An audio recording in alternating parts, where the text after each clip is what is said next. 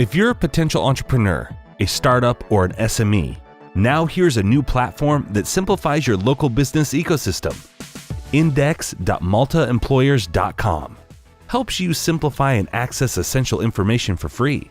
Be entertained with a unique directory of licensing authorities, government and non-government entities, business-related NGOs and associations, together with a comprehensive list of available schemes and assistance. A unique think tank and a checklist process that offers a step-by-step guide to start your own business. Your first steps in life are a mirror for a sound future. MEAINDEX.maltaemployers.com. Good morning, ladies and gentlemen, and welcome to this half-day seminar organized by the Malta Employers Association in collaboration with MEAINDEX, MCA, and the Ministry for Economic Investment and Small Businesses. Today we are here to debate, discuss, and ask questions on how we can assist small and medium enterprises to face today's challenges, which are quite a few. The seminar is part of the 10th edition of SME Week 2018, which is also an EU-wide initiative. The ultimate scope of today's proceedings is to highlight and answer the following challenges, namely digitization, recruitment, prevention at the workplace, and compliance and adherence to dynamic and ever-changing legal structures. Just a side note before I introduce our first speaker, my name is Sergio Malia, for those who don't know. This seminar is going to be conducted, and I am conducting this in English, but feel free to also interact in Maltese if you need. The most important thing is to have a fruitful morning. Our first speaker this morning is, of course, on behalf of the Malta Employers Association. So I welcome the President of MEA, Ms. Dolores Samud Bonici, for her opening remarks. Thank you.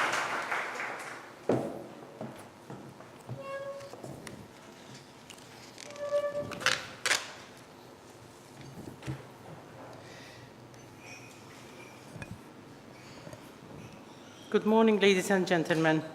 Welcome to this half-day seminar. Today, we are addressing the challenges that small and medium-sized enterprises face.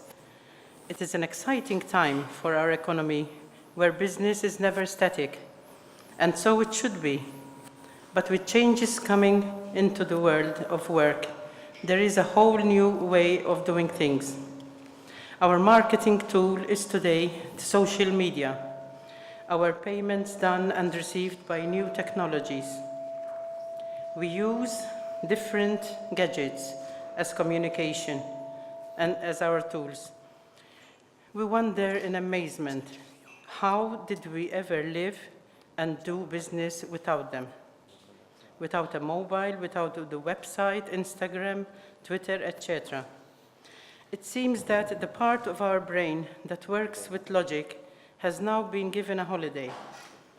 And we use the part that deals with perception, intuition, and creativity.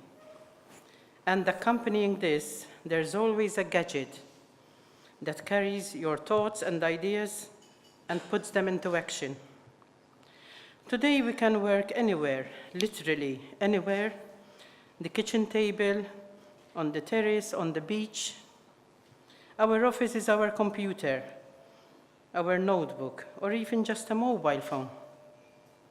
All this has created faster communications and therefore the demand for quick response. In the modern world of business, we have changed some priorities. It is no longer just the bottom line that matters. We are becoming more sensitive to the image of the company or the works, and the teamwork, the innovation, our space, and the value of networking. We rely very heavily on technology, while it is crucial to have a fully engaged staff, and it is becoming a challenge to retain talent. There shall always be challenges in the business world, because business in itself is ever evolving. It keeps evolving, and we are either on board or left behind. Malta's demographic changes brought by its economic success create its own challenges and affect business in various ways.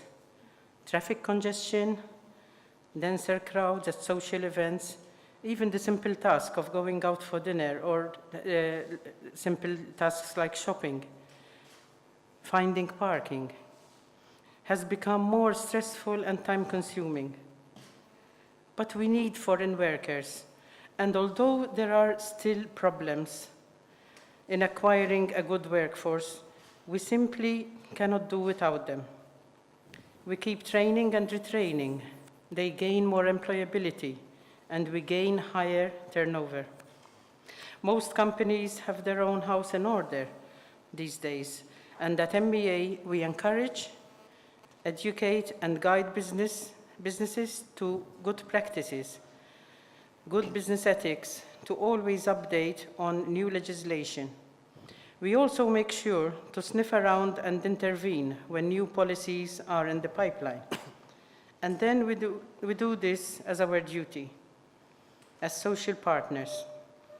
We believe in serious, constructive consultation, local and foreign, as fits a democratic country. The future will bring changes in the new world of work. Maltese educational institutions need to address the mismatch of jobs and trades, especially the ones that are gradually becoming obsolete.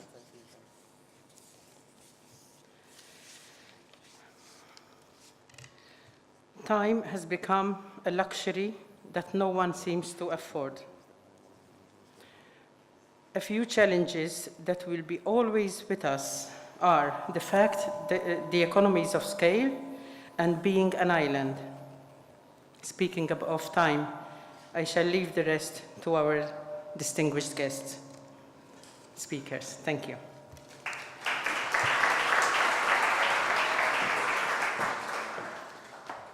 Thank you, Ms. Samud Bonici, for your words. Of course, there are plenty of things to discuss this morning, but before we move on, I'd like to put you through a little bit of our program. Later on, I'll be interviewing a number of entrepreneurs to share with us their successes, their challenges, and to learn more about SMEs in general. Now, I'd like to invite Ms. Denise Borda from the Malta Communications Authority to address the seminar. Good morning, ladies and gentlemen. I would like to start off by thanking the Malta Employers Association for inviting us to partake to this event today. Events like these really tie in the MCA's mission of reaching out to SMEs, especially micros, to help them grow and thrive in a world where connectivity and digital technology have permeated every aspect of our lives. I'm sure that you have heard and read about this numerous times, that investing in the right digital technology gives a competitive advantage, whilst a first-rate connectivity is key in a world shaped by cloud and wireless mobile technologies. Yet, a good number of micros and SMEs are held back by a lack of willingness and knowledge to invest in ICT to drive their digital transformation. This puts them in a vulnerable position, as without the proper technology, they risk missing out on opportunities brought about by this data-driven digital world. Consumer expectations of the shopping experience are constantly changing, posing continuous challenges for both SMEs and micros. Nowadays, we see shopping gradually becoming an event experience in its own right, and therefore, businesses need to be able to provide highly engaging retail environments that match the expectations. Moreover, consumers are increasingly being drawn towards retailers and brands that can deliver distinct and tangible shopping experiences, both offline and online. And such experiences need to provide genuine pleasure and value, as otherwise these efforts could be perceived as a stunt or a gimmick. Providing distinctive experiences is critical for micros and SMEs to boost and differentiate their brand's value proposition in today's highly competitive markets. The idea that consumers dutifully follow a linear shopping journey is being superseded and will be completely outdated in a few years' time. Wearable devices and the Internet of Things are significantly transforming this journey, providing consumers with a number of touchpoints along the way and making it difficult for SMEs, and particularly micros, to keep pace. Across every industry, digital technologies are redefining the way consumers engage and companies compete. Therefore, the ability of micros and SMEs to analyze and understand the data gathered from the various points of interaction with the customer, be it online, in-store, or mobile, is becoming more and more indispensable. Within such a context, when we were approached to support the Malta Employers Association in the development of MEAINDEX, we immediately recognized the usefulness and relevancy of this tool for both new and existing entrepreneurs, as the less time and effort afforded to administrative and bureaucratic practices, the more time businesses have to develop sound digital strategies that allow them to transform their operations and compete effectively in today's digital economy.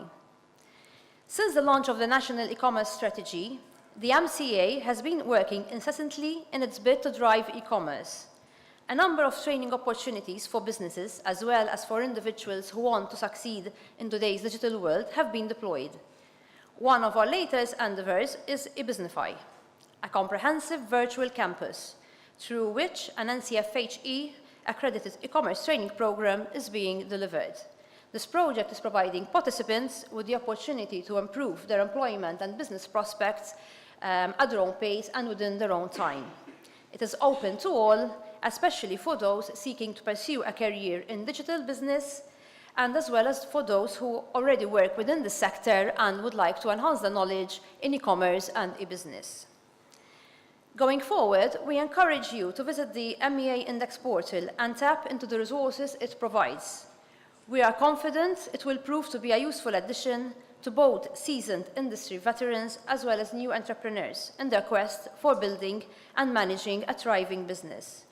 Moreover, we also would like to invite you to keep abreast with the MCA's initiatives, particularly those which focus on assisting micros and SMEs in taking the next step in their digital transformation journey. Thank you.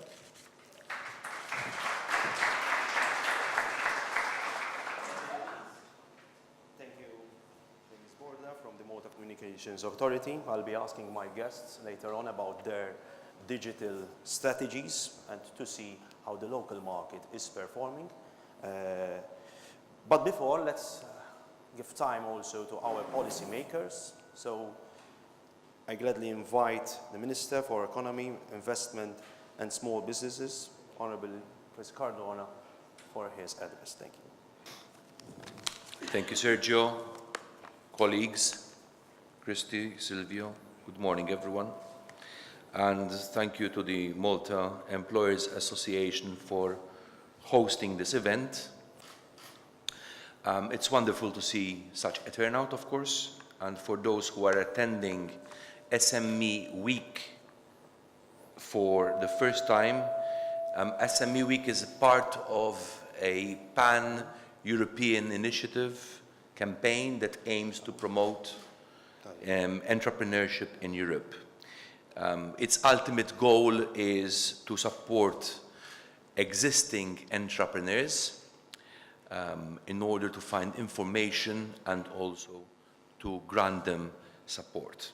Of course, the Ministry for the Economy supports these events held together with fellow stakeholders like MEA, and these activities have increased in number, so much so that it has slowly snowballed into an SME month rather than an SME week.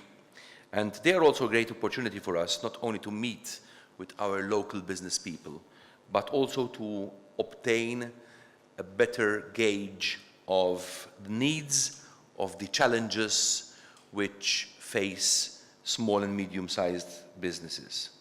These in turn contribute greatly to our policy making, as Sergio suggested, and also to the creation of support measures, incentives, and ideas for research and development, and the view of businesses who are the greater, I would say, generator of employment in our jurisdiction, wealth and prosperity in our country should always be taken into account. We have to listen to what businesses are telling us, and also we have to make sure that we deliver on what we hear and on their needs. And I hope that the budget for 2019, introduced just a few days ago, will continue to help us deliver more. In the next year, we will be working on a number of reforms that strengthen and bolster our economy. What might be of interest to you is the introduction of a new law on trade that will set up free zones similar to the one we have at the Freeport. And this act is expected to facilitate a number of new and existing investments in the logistics sector. In fact, I had the pleasure to have the first reading of this legislation in Parliament 2 days ago. On the other hand, of course, as a result of the hard work that has been undertaken by the Brexit task force, which set up to promote and to monitor business between Malta and the UK, we will be also launching a new array of support and business advisory services for local SMEs whose business depends more on the UK market, on the UK trade balance. We will also be introducing a number of incentives from Malta Enterprise, such as the night shift promotion scheme, part of the guidelines which are dynamically adapted to the needs of the business community in Malta. And in 2019, Malta Enterprise will be also introducing support measures to enterprise to operate during the night in an effort to increase national efficiencies. We have also worked on introducing the deduction of transportation cost employee scheme. This is a scheme which allows a company to claim a tax deduction against its income, which would be equivalent to 150% of the employee transportation costs incurred in the relative year. Apart from this, we will also be introducing, rather extending the reduction in stamp duty from 5% to 1.5% for family businesses that transfer or transmit their businesses to another family member. This is part of the incentives that the Family Business Act introduced in recent months, and having seen the effect, the positive effect that such schemes have on family transfers, on transmission of generational business, we have agreed to extend this by another year.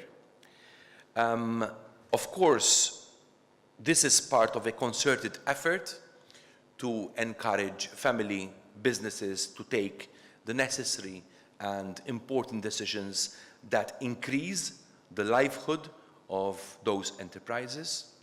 This remains one of the biggest challenges that Maltese businesses face. Let me remind you that only 30% of the family businesses manage to survive the next generation, and less than 10% make it to the third generation. So there is a lot of work being done, but of course this is never enough, and we must never rest on our laurels. As a government, we continuously strive to do more.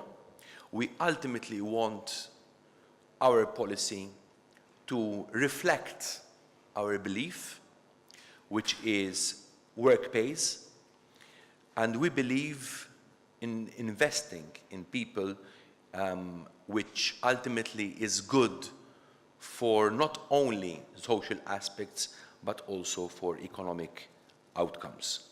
The labor market over the last year has remained very dynamic, very vibrant, with record growth in employment. Indeed, the number of people employed has exceeded the 200,000 mark, while, as you know, we have registered a record low in terms of unemployment last August, which was about 3.8%. And as a government, we are striving to establish, of course, a modern economy which is driven by new ideas given to us by a whole roster of business people. A traditional economy produces known specified goods, whereas a modern economy, like we should be working for, dreams of what it might produce and tries to turn those dreams into reality. And this can only be brought about by policy.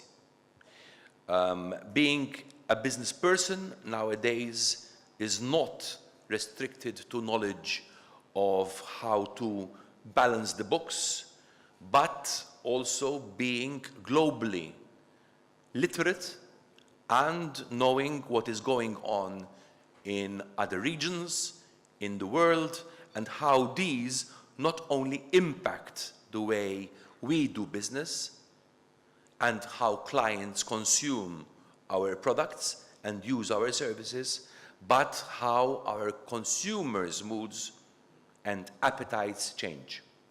And the classic business model today has become obsolete. Reinvention is necessary to stay relevant, let alone staying competitive. Malta is a great place for opportunities and for successful innovation, and we have leading global brands which are setting up pilot studies in Malta. Because of our small population, proximity and also fast intake, leading companies test our technologies, test our products, and they should either toss or let loose on a larger scale in a different country. And the forces that drive innovation are not necessarily random or sporadic events. Need, as our grandmothers used to say, is the mother of invention.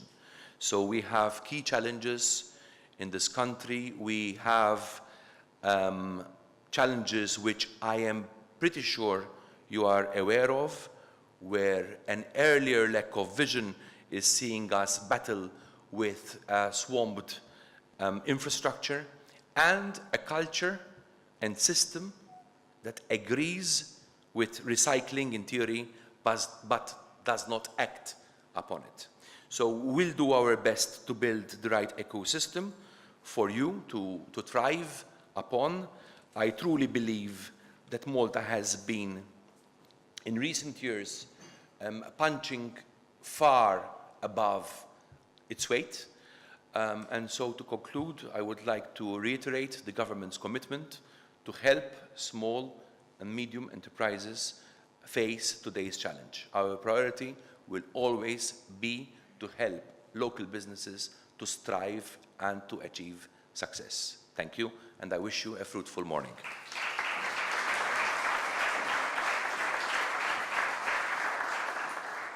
Thank you very much, Dr. Gardona. I'm sure many businesses are looking forward to the implementation of the budget measures. We are also keen to see what is about the Brexit agreement, whom many businesses in Malta has strong ties with the UK, so surely these are interesting times as well in that regards. I now move forward to invite the Honourable Parliamentary Secretary for Financial Services, Digital Economy and Innovation, Mr. Sirvosh Campbell.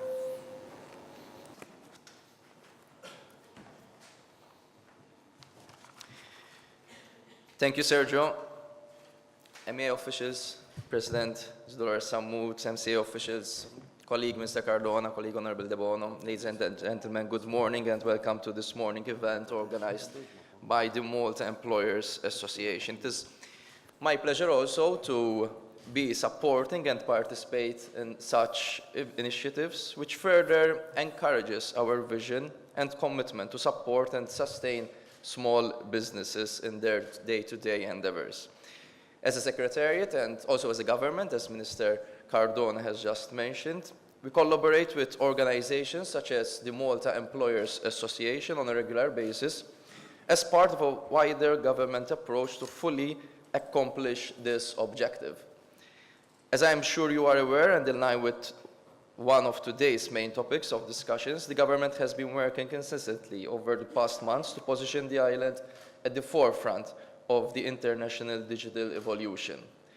Despite the initial skepticism emanating from several quarters, the blockchain island is now a tangible reality, with the world's first regulation on distributed ledger technology now is in place. We've had success over the past few weeks with the Delta Summit and more recently with the Malta Blockchain Summit, which are a reflection of the momentum that we have now gathered in this space and a fitting tribute to government's staunch commitment to support, promote, and boost this phenomenon. SMEs, the backbone of the Maltese economy, are now benefiting from the discovery of new technologies through MEA's Innovation New Emerging Technologies Lab, which is a worthy investment, I must say, of €250,000. This will serve as an ultimate base for anyone who would like to familiarize themselves with new technology and its successful incorporation in day-to-day operations to enhance business efficiency, regardless of the size of the enterprise in question.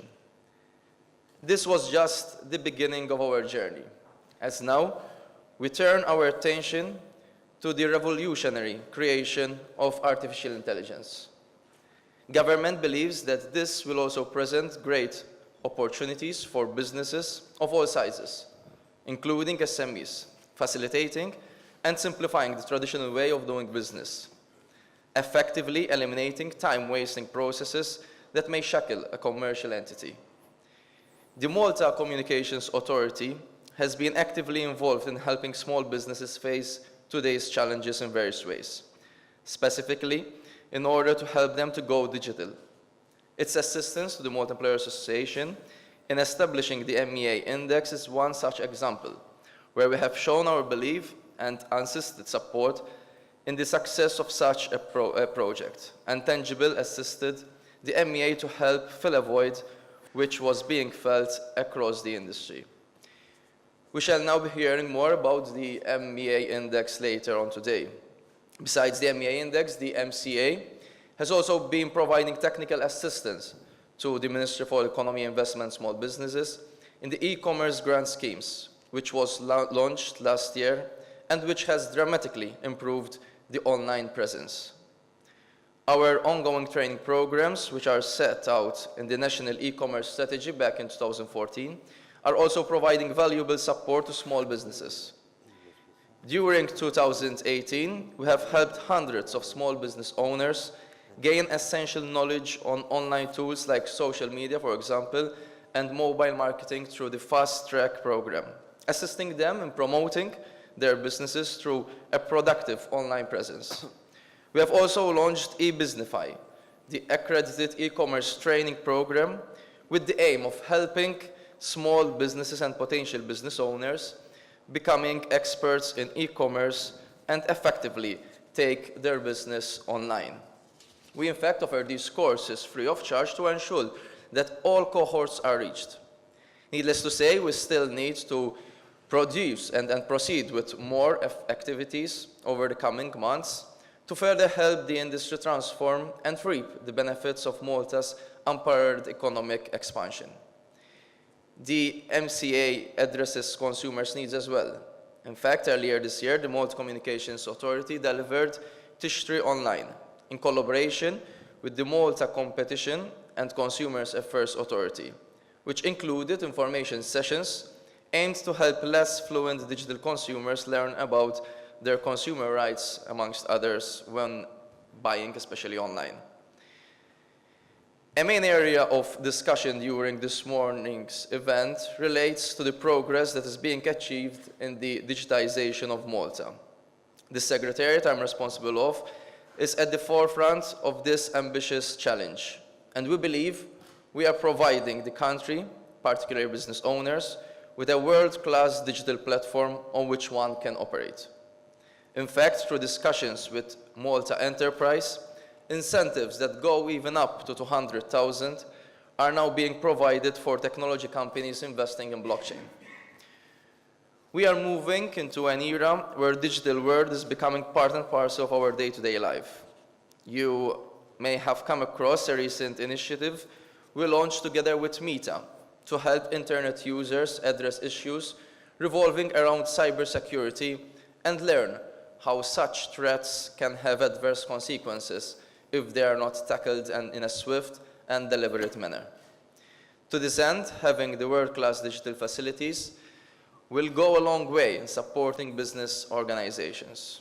Of course, the advent of digitization can also pose challenges to businesses, particularly those which are not prepared to exploit the wealth of opportunities such phenomenon offers. For instance, buyers and expecting sellers to provide them with feedback on their products and services in, for example, very short time spans. Time of delivery of products and is starting also to becoming the norm, and updated online catalogs are now taken as a given. My message to you is to embrace this digitization initiative government has embarked upon. We'll provide the relevant tools and constant support to all those who want to transform this challenge into an opportunity. And I'm sure that sessions like this one we are participating in today will go a long way in helping you achieve this and even more. In terms of business success, we look forward, therefore, to a digital world scenario. I wish you all a great event, and thank you, everyone, for joining us today.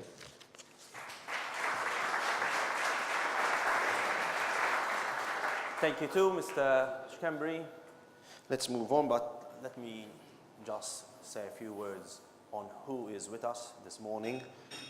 We have a number of entrepreneurs, businesses, but this is not all.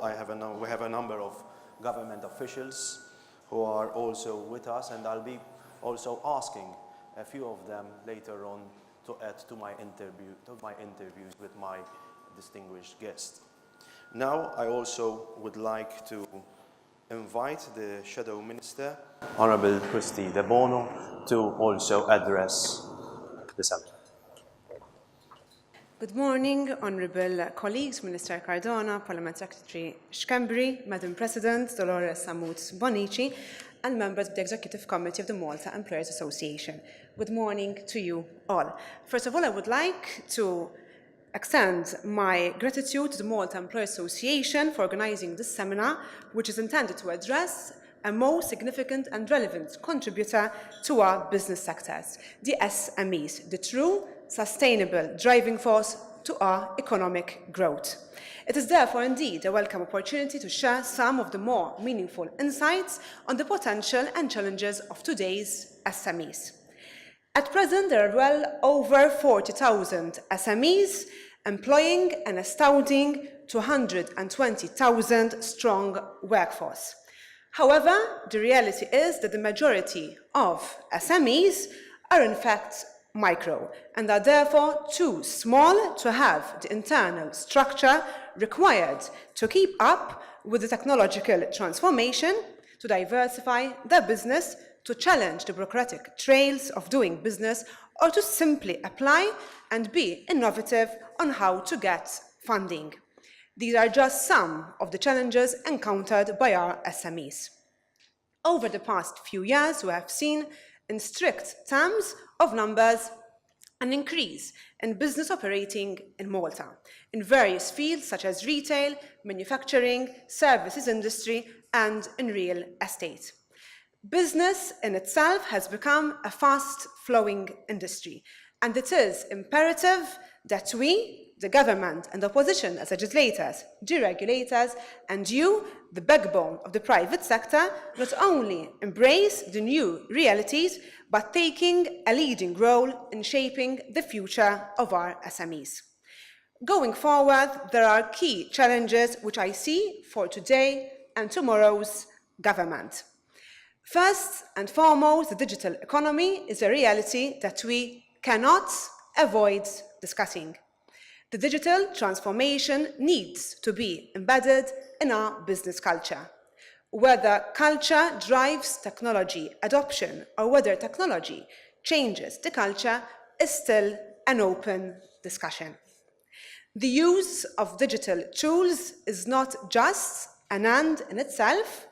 Access to information and the communication tools that allow us to develop our business are fundamental in enabling our business ventures to remain on top of our game. Needless to say that as employers, you are acutely aware of the disruptive realities and opportunities these changes have brought. Intelligent regulation has been a hallmark of our success, most notably in the financial services, communications, and the gaming sectors. However, we need to ensure that this success continues and is extended to other areas, possibly new sectors, new niches, to ensure that we maximize the full potential of the digital economy.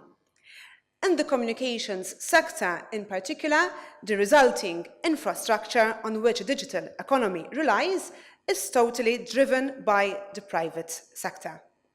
Internet penetration and use continues to grow. However, some areas are such as high bandwidth penetration seem to be suffering from slow demand. I therefore urge the government to remain committed in implementing the several pledges addressed in the Digital Malta in specific relation to SMEs. As employers, you are undoubtedly aware of government's induced costs. Discussions so in MCSD and other fora contribute to more sensitive understanding of the balances we need to achieve. Nonetheless, the burden of government bureaucracy has always been and still remains one of the most consistent areas of complaint. As a country, we deserve to really address this. We need to have government services that internalize an ethos of continuous improvements, an ethos that competitive industries are fully familiar with. This is, for instance, most unlikely to be achieved by the additional employment we have witnessed in the public sector, where, as a result, the private sector is actually being suffocated by the ever-growing public sector. Nonetheless, I applaud government proposals to digitize the VAT procedures, the implementation of e-invoicing. They are all a step forward. However, we must make sure that all SMEs are ready and well prepared for such a transformation. We need to accept the dynamics of a type of business. We need to acknowledge that the nature of work will continue to change. We need to acknowledge the expectations of new generation of employees frequently conflicts with traditional work structures. And yet, this upcoming generation is the human capital that will provide the intrapreneurship and entrepreneurship that we need. They will drive the take-up of new technologies and market opportunities. Success in a digital economy will need us to accept challenges and opportunities of an increasingly mobile workforce, where skills can be sourced internationally but are also readily lost or prone to obsolescence as the technology revolution continues to run most of the times ahead of us. An approach to lifelong learning, education from an early age to instigate a cultural change in the way we perceive running a business and training need to be consolidated, and existing policy measures that facilitate lifelong learning and subsequently drive employability skills up the value chain need to remain in focus as continuously accessible measures and not ad hoc schemes that may or may not continue to be available. As I mentioned earlier, the majority of SMEs are in fact micro and are therefore too small to have the internal structures required to apply and be innovative on how to get funding. However, we also need to keep in mind that new opportunities are likely to come from the micro and SME industry, and hence investing in our SMEs is a basic necessity. Having said that, access to finance is often quoted as a barrier. This is again an area where we have not yet institutionalized policy measures. We therefore rely on fixed-term schemes, schemes that aid our micro and medium enterprises to grow through local initiatives and by tapping EU funds. Without adequate funding, SMEs can never change their work practice and introduce new digital working tools. Thus, funding and administrative support should be earmarked for our SMEs to enrich our business operations and allow them to be more competitive. Government needs to be present and to present a more coherent plan on how EU funds are going to be utilized and channeled into prioritized areas such as research and innovation, infrastructure, and human resources development. But even when it comes to funding, the bureaucratic procedure and the process of funding application and to apply for government incentives remains a major obstacle. The long-awaited setup of a one-stop shop is definitely a good step in the right direction for SMEs to be relieved from the tedious paperwork, licensing, and application processes.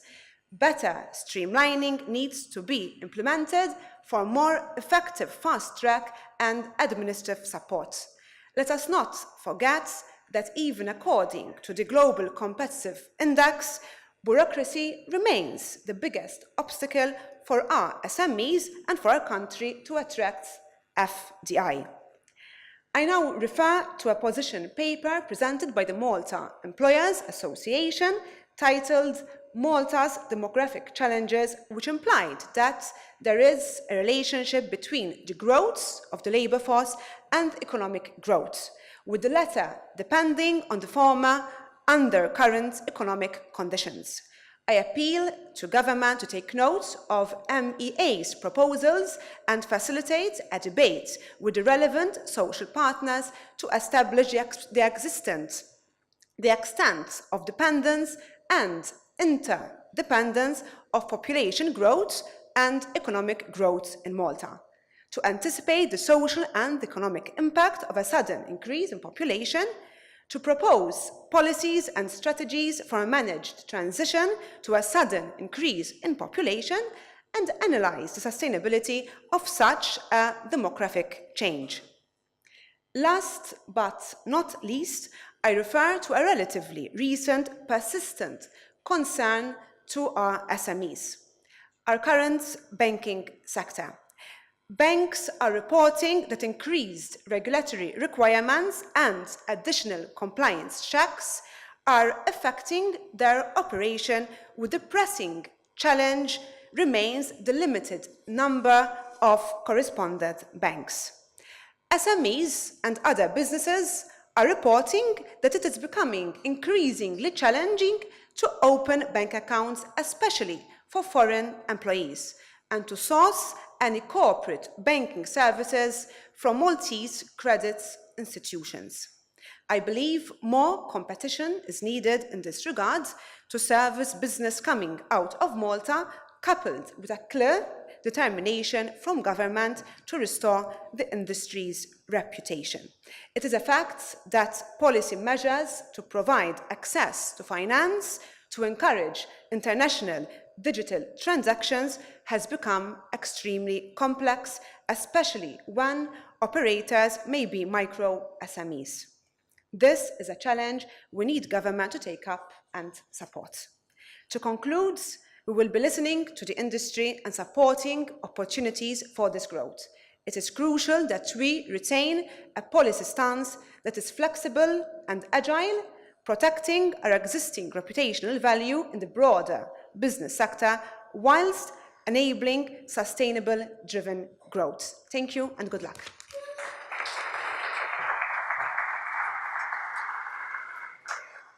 Thank you, Ms. De Bono.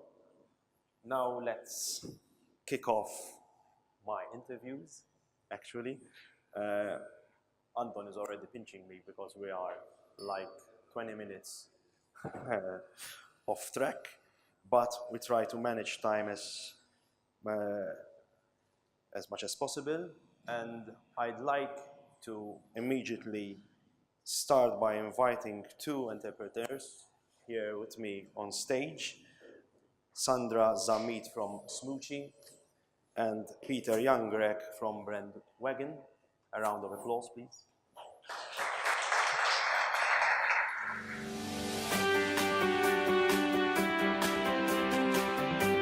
Smoochie. Smoochie was set up 11 years ago to fill a niche in the fruit drink market with the aim of providing health food and drink for persons with a busy lifestyle who don't want to compromise on their health. Entirely made from high-quality fruit without any processing whatsoever, Smoochie is sold in all food stores, supermarkets, cafes, hospitals, airports, schools, as well as offices. The company was founded by Sandra Zamit and is nowadays made up of 7 mothers and grandmothers who work mostly part-time at the little factory in Zabuch. Brandwagon. Brandwagon is a brand consultancy that supports business leaders drive change across organizations and markets. Using their agile and collaborative process, they unlock business potential by blending creativity and insight with their customers' expertise. Peter Jan, CEO and founder of Brandwagon, has worked on various transformational projects, most recently including the rebranding of SPF private clients in London, naming and branding the Sherpa InsurTech Global, and the naming and launching of BNF Bank Malta. Today, Brandwagon employs 39 people. SME's success stories brought to you by Relate Productions Limited, Diplomatic.expert, CorporateDispatch.com, your source for informed business decisions, Raise Etiquette, the free cloud-based helpdesk solution that is powerful, insightful and easy to use, Farsons, and MEAINDEX, the online toolbox for business entrepreneurs. Thank you very much indeed, first of all. As we all know, starting a business is never rosy. Probably it was the same for Smoochie. So how did it start and what were the challenges you had to overcome? We started about 12 years ago and there were many challenges, but I would say it was, looking back, it was great fun. I started because I noticed that there was a need for a healthy product on the market. There was nothing that was really just made from fruit as far as drinks are concerned. And since I'm a mother of 4 kids and always really conscious about what we eat and what we drink, I always thought that perhaps we should we need something that not just depicts fruit on the pictures, on the packets or on the bottles, but is actually made from the real thing. The challenge was, there were many challenges. Firstly, how to start the project. It's ended up being much more expensive than I thought it would. I got a bank loan, but I had to put my house down as a collateral, which was not an easy task. It was crazy. Looking back, I'd say, my goodness, how did we make it? But we did. Nowadays, it's much easier because I believe there's... You still see it as fun. Well, yes, we managed. So business is fun. We managed. The whole concept of Smoochie is not just the product itself, but also the way we work. It's all mothers and grandmothers. And also the way we convey Smoochie should be an experience. It should be fun. Okay, sometimes you have to look after a Smoochie, whereas you don't have to look after another product, because a Smoochie is so natural that you have to keep it cold all the time. So that was something we had to explain what the difference is between our product and something you usually get off a shelf without it having to need to be refrigerated. It's like that because our product is not pasteurized. It's just like a smoothie you would do at home. So we just blend the fruit, bottle it, and put it in fridges. It gets delivered in a cold van, placed in the fridges. First we put it in a cooler bag and then place it in the fridges. We put them in the fridges ourselves so that we don't take any risks that they're kept outside for a long time. Sometimes clients buy a smoothie, go off to Gozo for a whole day, and then the smoothie explodes. It's written on the label. You're not meant to do that. You wouldn't do that with a raw chicken, would you? So you don't do it with a smoothie either. These are the challenges we've had, and sort of day by day, we've had people calling us and telling us, oh, we had a problem. So we explain, we replace, even though it's not our fault. But we've got these fantastic clients who call us if there's a problem anyway. I look at it as a different business, and yes, fun through all the even though we've had a lot of challenges. But it's ultimately, I'm very happy with what we've done so far. You were, of course, a startup, and access to finance. All of you here, maybe it's a headache everywhere you go. So. Did you benefit from any kind of scheme way back? Yes, I was always looking for different schemes. So first, when we started, it was through a program organized by the European... It was something through the European Union, organized by the Malta Enterprise and ETC at the time. And this was a course, a 9-month crash course on how to open your own business. And this was geared towards people who were unemployed, like myself. I was a mother at home, I hadn't worked for 12 years, and plus other unemployed people. And it was fantastic, not just because we've got a 15,000 euro grant, it's not just the money, but it's I had no one to ask when I started the business. Who could I ask about certain things? Marketing, I had no idea. I don't come from a big business background whatsoever. But we had such good lecturers in these, throughout this course. We had the best lecturers, I think, in Malta. So we were exposed to human resources and psychology and whatever, business Probably planning. That was an EU-funded project. It was called Equal. Yes, it was held at Ernst & Young. It's interesting. I don't know whether we will ask later on if these kind of funding projects are still available for entrepreneurs. But we have someone from MCAS later on, and Mr. Wall from the Commons Department. But surely nothing can beat the passing on of knowledge to someone who's opening his own business. Nothing, not even money itself. So I believe that it was a pilot project. I don't know if they've been held again, but it was a great opportunity, and I wouldn't have opened my business had it not been thanks to something like this, because it gave me a lot of exposure to the business world, which I needed. Yeah, sure. Sandra, I have 2 other questions before I move on, because actually I think I work in compliance as well nowadays. I'm not a journalist, full-time journalist anymore. So I know how compliance is a headache as well. So how you cope with fiscal regimes, environmental regimes, and rules and regulations? Is this a worry for you? It is. We've always started with the idea to be kind of ahead. So we fall under the sanitary, the health and food regulations. And smoothie being as sensitive as it is, I always wanted to be above the regulations. Standards. Above the standards. So, you know, sort of there's no need no need for somebody from the health authorities to tell me that I have to make sure that my fridges are working, because if my fridges don't work, then my smoothie will explode.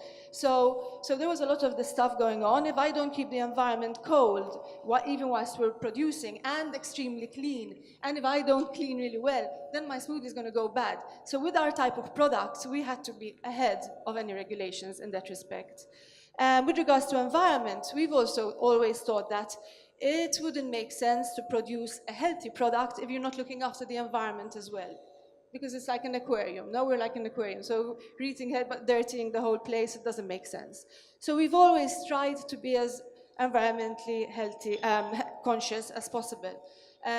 Our bottles have always been made from recycled PET. It always costs that extra bit more, but we're happy to say that, you know, sort of, it's great for the environment. We're looking at better materials which are compostable, because nowadays everything changes and there are new products, new materials on the market, so we're looking at that as well.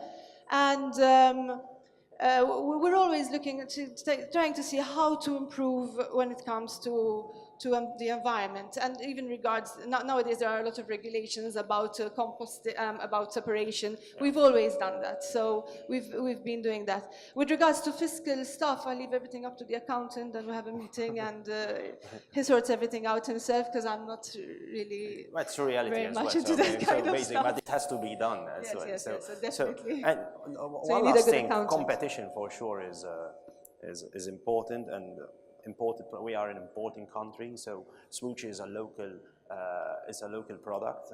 How you manage with all this importation free market we live in? First of all, there are very few countries that I have been to where you go into a supermarket and you find products from Australia, products from America, Germany, Italy, England, Eastern European countries, everything. You find everything here, and it is a challenge for a local product. We've always faced the challenges, and we've always had the best sales, I think, when it comes to smoothies. But I'll tell you this little story, what happened to us about 2 years ago. We had been supplying the supermarket with smoothies since we started, for 8 years. And one fine day, our delivery lady goes to the shelf, and they tell her, sorry, we're not taking your smoothies anymore, because there is another product now, and we're going to stop taking your smoothies.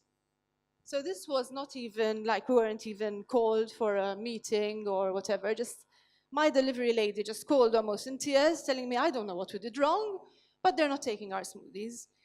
So then I realized that this is a problem for local products, because I am not sure if there is any law. I don't know if there's anyone who could, of unfair competition. How can a supermarket or a canteen that is selling in a government place, in a government school, in a tertiary education, because now we can't sell in schools anymore, how can it be that you choose a foreign product over a local product? When the government has invested in me, because I got grants, I also had grants through the agriculture department, because it involves fruit, so we got grants. So when the EU and the government has invested in our product, it's a Maltese product, it's a new Maltese product, but a Maltese product like the Twisties, like the Chisk, like the Kinney, it's a local product. How is it that these things are allowed to happen when in other countries there is so much done for local products? There isn't much done here. That is something I feel really disappointed in, because it could be there could be some sort of something between all the producers of local products. There could be how can I ever compete with adverts and billboards with the big giants? You know, how can I? So it's got to be an effort. Helped by some sort of government, I don't know, something altogether we could do, and help create more awareness about what's Maltese and why it's better. But we can't do it on our own. We need help. In fact, we have Mr. Godwin Wall from the Commerce Department. I'd like to ask, maybe you want to comment on what is Sandra saying, but Apart from that, I wonder, or we wonder, how much government intervention in this sense can it be? So let's say I know that there are like intellectual property rights and all this. How is government not tackling but helping and assisting people like Sandra to have a better peace of mind in this sense? Yeah. Hi, morning. Morning. Yeah, first of all, the aspects of competition. So that's competition law, and that's we have a specific authority which deals with that. As you know, it's the Malta, the Competition Communication Authority, and basically there's a number of laws there regarding unfair competition, misleading representation, etc. And so I cannot really speak on their behalf, but obviously it's been there, and it's been there for a long time, and it's got laws which are being updated constantly and regularly in line with the most modern laws. Insofar as assistance, obviously there are various funds available, and we know that Malta Enterprise handles most of these funds. So again, it would be worthwhile if there's somebody from Malta Enterprise here who could perhaps address this question. And so far as intellectual property rights is concerned, well, yes, that falls under our remit. And I would like actually to commend, you know, such a good trademark. Because a trademark has to be distinctive itself. The people will then tie the trademark to the quality of the product and will actually look for it. So that's the way the product in itself is promoted, and it's distinctive from other products. Now we have to realize that part of the European Union means that we have about 135,000 community trademarks, EU trademarks, which are becoming valid every year in Malta. And there's about 1.5 million EU trademarks which are valid in Malta. Having said that, if you look at the trademarks we receive nationally, these have gone up from 900 in 2013 to about 1,200 or more in 2017. So though there is an EU setup, locals and foreign businesses still seek to have their own trademark registered. And I have to say this is very important, and I have to encourage local businesses to register their trademarks, because that is one of the ways they can protect against lookalike and counterfeit. Thank you very much. I think maybe you can conclude on this. And Yes. The first thing I did, I think, before opening the business was get the trademark sorted. So yes, I agree with that completely. But there is still this problem of, you know, who's going to protect the Maltese business when a supermarket or a coffee shop or whatever, and these are our clients, you know, they might not seem big companies, but every little bit counts when it's a small company like ours. And who's going to protect us when they tell us no? I'm not saying we don't compete. I want to compete. I want to be on the shelf, and I want to see how many, you know, sort of smoothies I can. You want the right to be there. But I want the right to be there. So yes. So I feel that, you know, even at the airport, you know, Maltese products should be at the airport there. So, you know, so many people pass through. They're a showcase of what we do, of what we can do, and how much our product is better than foreign product because it's fresh. So I find very little help here. So perhaps if you can pass this on and help us make something happen, it would be great. Thank you, Sandra. I'd like to pass the mic to Peter. Peter, I don't want to repeat all the questions, but of course, tell us a little bit about Brandwagon. We heard about your marketing tools and all this, but how is your success and your challenges in this industry you work in? Well, to be honest, I can't, share in the sense of the amount of challenges that Sandra had to deal with. By the way, I'm a big fan of Sandra's product, so go Smoochie. I think I was lucky enough to surround myself with really, really good people, most of which were actually clients of mine. So I think I learned a lot from the clients I dealt with. Different to what Sandra had to go through, right? There was no really big investments that we really required.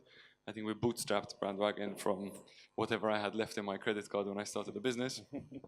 And whatever odd job, and I'm telling you, a lot of odd jobs, Monday to Sunday, till we managed to sort of kind of make it through. I think in the early days, I think one of the biggest issues we had to deal with was probably the payments. So getting paid on time by, by our clients. So, in the good old days, 60 days was a deposit, 90 days was acceptable, 120 was a slow pay, and we had clients who would take even longer than that. Is it better today? It is much, much better today, and we're obviously become much more disciplined, and we also understand how important it is to really put your foot down. So I think that's one of the things I learned was being disciplined with your clients, and I think with the market sector. I think one of the big things which sort of helped Brandwagon become so successful was, always keep, the right people around you, but I think more than anything else, we have this sort of, motto, or whatever you want to call it, that when you choose between making money or being happy, you always choose being happy. And if you are being happy about what you're doing, and if you're doing a job and you're doing it well done, and you have pride in what you do, you attract people who then bring the money. And effectively, I think it's a kind of money as a result of that. So I think that is pretty much, how we kind of bootstrapped our way to today. Anything I didn't understand, I brought in the best of the best people who could help me with that. How I could pay them, we kind of figured it out eventually, but we did. In fact, I'm mentioning the human resource, skill shortages. Let's talk about skills. Skill shortages have become very pronounced with, let's say, over 30% of the companies reporting such a shortage. This is a fact. In your industry, does this make it more difficult to find the right skilled employees when it comes to recruitment? What pushes you also to, let's say, employ a foreign to a local talent? Well, to be fair, we don't distinguish between foreigners, locals, multis, females, males. We bring along anyone who's got the right passion and the right creative discipline, to the table. To be honest, the more variety we have in our business, the better the work that we get, because the more exposed to different points of view we have. So I think, bringing in different people with different ways of life, different backgrounds, I think is a really important thing that most businesses should address. And I think they should kind of welcome on board. In terms of dealing with skills shortage, I think whilst everybody is starting to deal with skills shortages now, we've been dealing with it since the movement of gaming companies. I mean, when the gaming companies came here, and a lot of my colleagues will probably share with that, they were offering double the wages that we were paying our staff.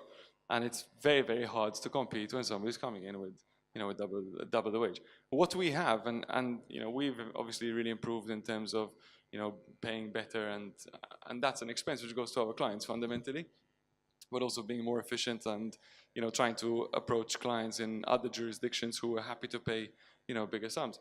I think one of the things that we did is we tried to make sure that the workforce that we created, the environment that we created was something where people wanted to work. We always say that, we try and work on clients we believe in, we try and work on projects we do feel for, because that makes our work, better fundamentally. And that attracts in turn the right sort of employees who want to work, with a company which shares the same ethos. So I think that is how we get around it. Do we have problems recruiting? We have speed bumps, let's call them speed bumps. I think we don't have as many others in our own industry have.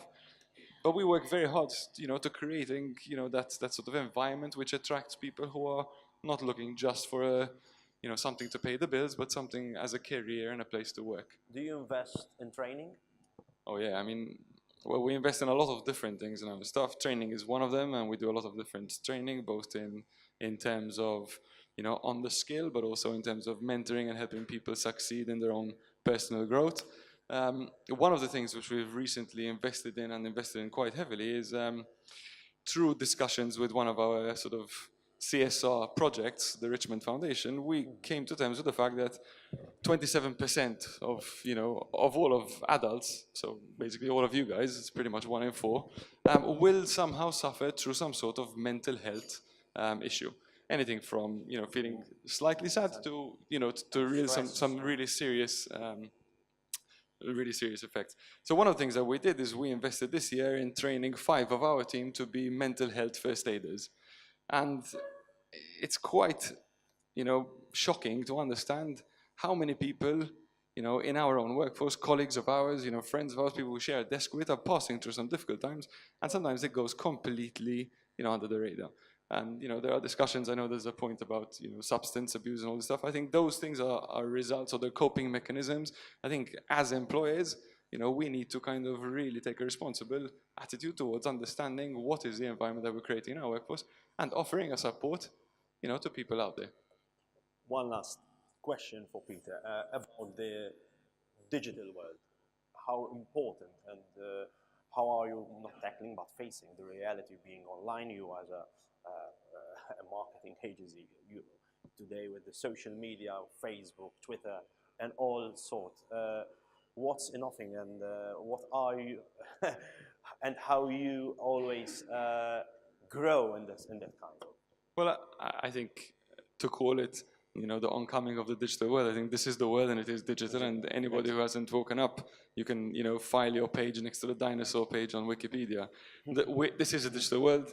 Anybody who came here probably checked in onto their mobile before they came here. Everything that we use today is plugged in and logged in. And to avoid or to try and, ignore it, I think is foolishness and a suicide approach. I think there's a lot of, of opportunities, of places where to go to understand how to transform your organization, to continue transforming your organization to be a more digital-friendly organization. When we do digital transformations, that is one of the biggest areas that we work on today. One of the biggest things that people forget is that digital transformation is about people. Okay, it's not about technology. It's not about the investment in servers. Effectively, today you can out-cloud everything. It is training in getting people to understand the new skills that they require, but also understanding what approach they need to take towards digital transformation. And most digital transformations fail when people at leadership, CEOs, do not get involved in digital transformations. So I think the most important thing here when you're looking at moving forward in the future is explore what are the big challenges that you're going through, how can digital help, but how are you going to affect change through your organization. The biggest issue with change is always getting people to jump across that barrier. People are scared of change. We talk about improvement. So that is my recommendation. Look at this as a constant growth. You cannot stop. You cannot buy the latest update. You can't install the latest software and you're good for 10 years. Forget it. You're probably good for a couple of months. You got to keep your eyes open. You got to keep on looking forward and embrace it. Yeah, I mean, Denise in her speech also touched a little bit from the MCA point of view about going online and helping this. I don't know. I'm told that there is Mr. Joseph Saker from the MCA. He's here. Hi. Good morning. And I have a question on this, please, because basically your mandate as an authority is to develop Malta's ICT potential through innovation. No, in order to grow, but they are finding it difficult to invest in those to exploit the digital world of business. What is the authority doing to assist SMEs and also change their existing or traditional structures to more modern and digital ways? Yes, I think we're seeing an overall shift to digitalization over the past few years, actually. This wasn't always the case. Let's say, if we take, let's say, 5 years ago, technology was still much more expensive than it is today. It was much more out of reach when it comes especially to small businesses, when you compare them to larger enterprises. Nowadays, technology is getting cheaper all the time. It's more capable. It's also more user-friendly. And if I had to choose one technology that can help make small businesses move to digital, that would probably be the commoditization of the cloud. The cloud, unfortunately, especially for SMEs, is perhaps not as obvious yet when it comes to deploying it in-house.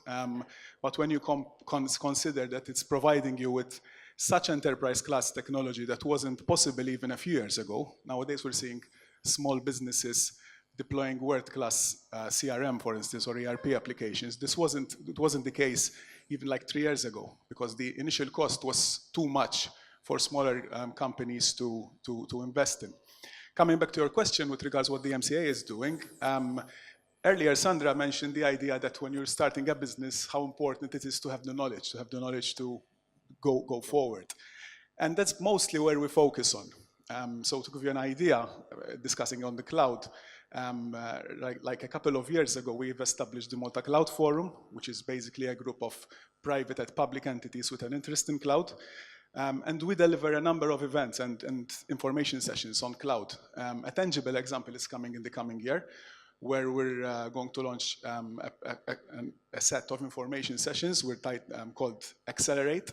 And Accelerate is essentially all about business transformation for small businesses. So we'll be touching on backup and recovery, on ERP, on the cloud itself. That's an example.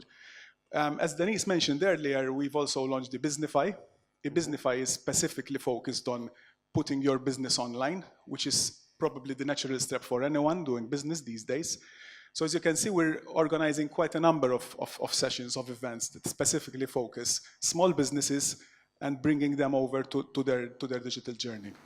Thank you very much. I don't know if anyone, I want this session to be a little bit more interactive before saying thank you to my guests here. If anyone want to raise a point or something, just do it now for the, anyone would like to, not yet. So I'll try to convince you later on. Thank you very much, Sandra. Thank you very much, Peter. And a round of applause. Thank you, sir. Thanks. Thank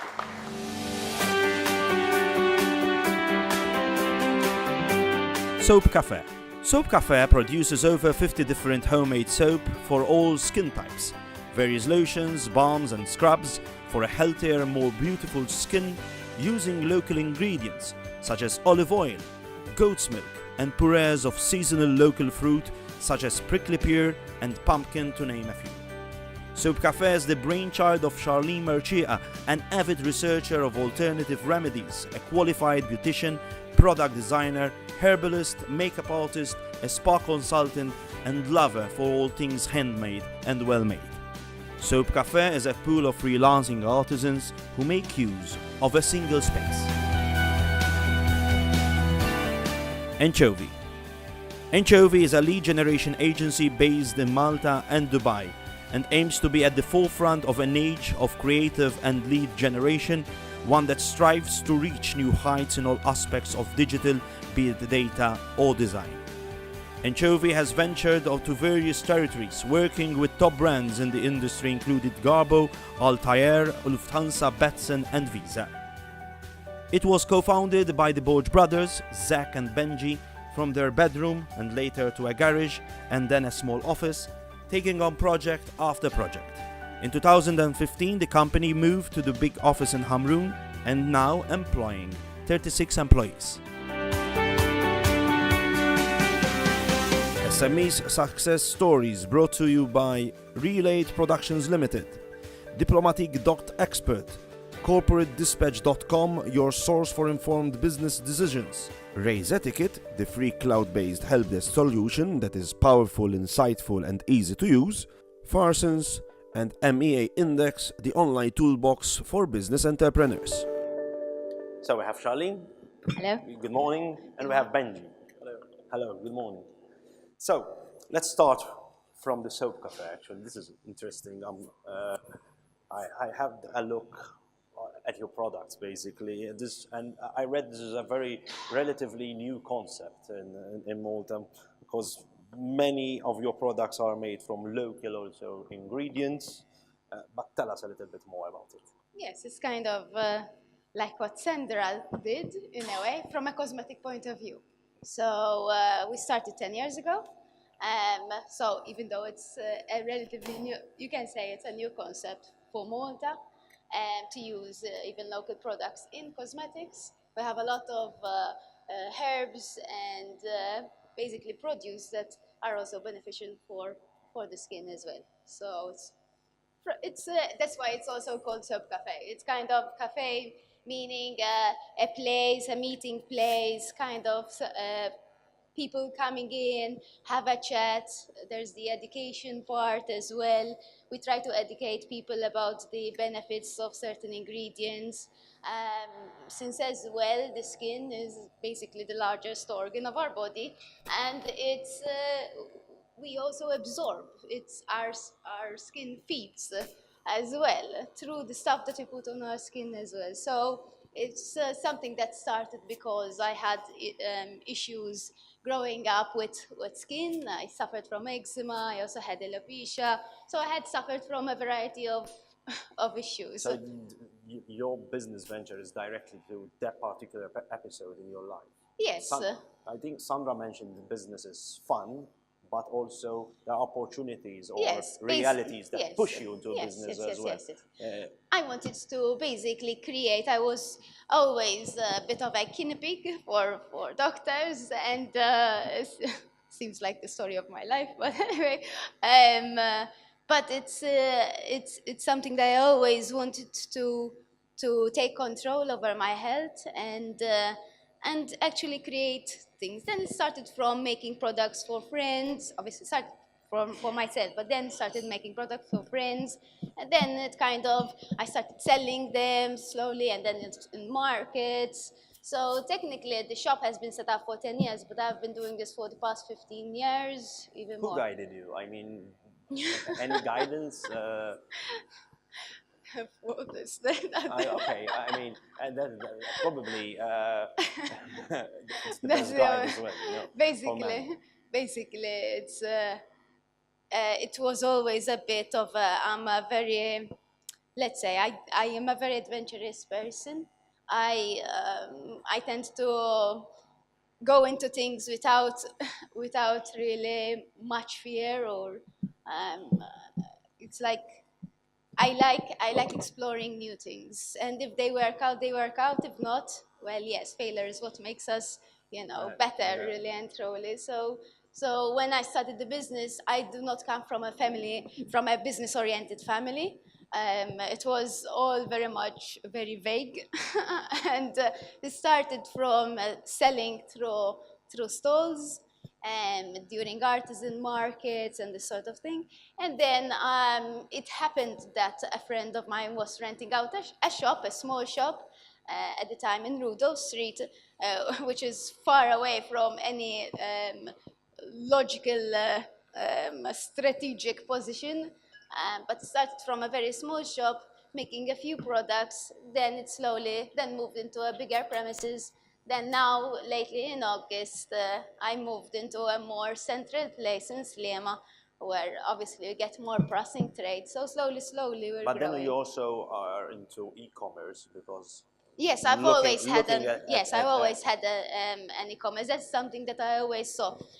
One of the things that difficulties that I had, very similar to Sandra, is actually penetrating even in the local market.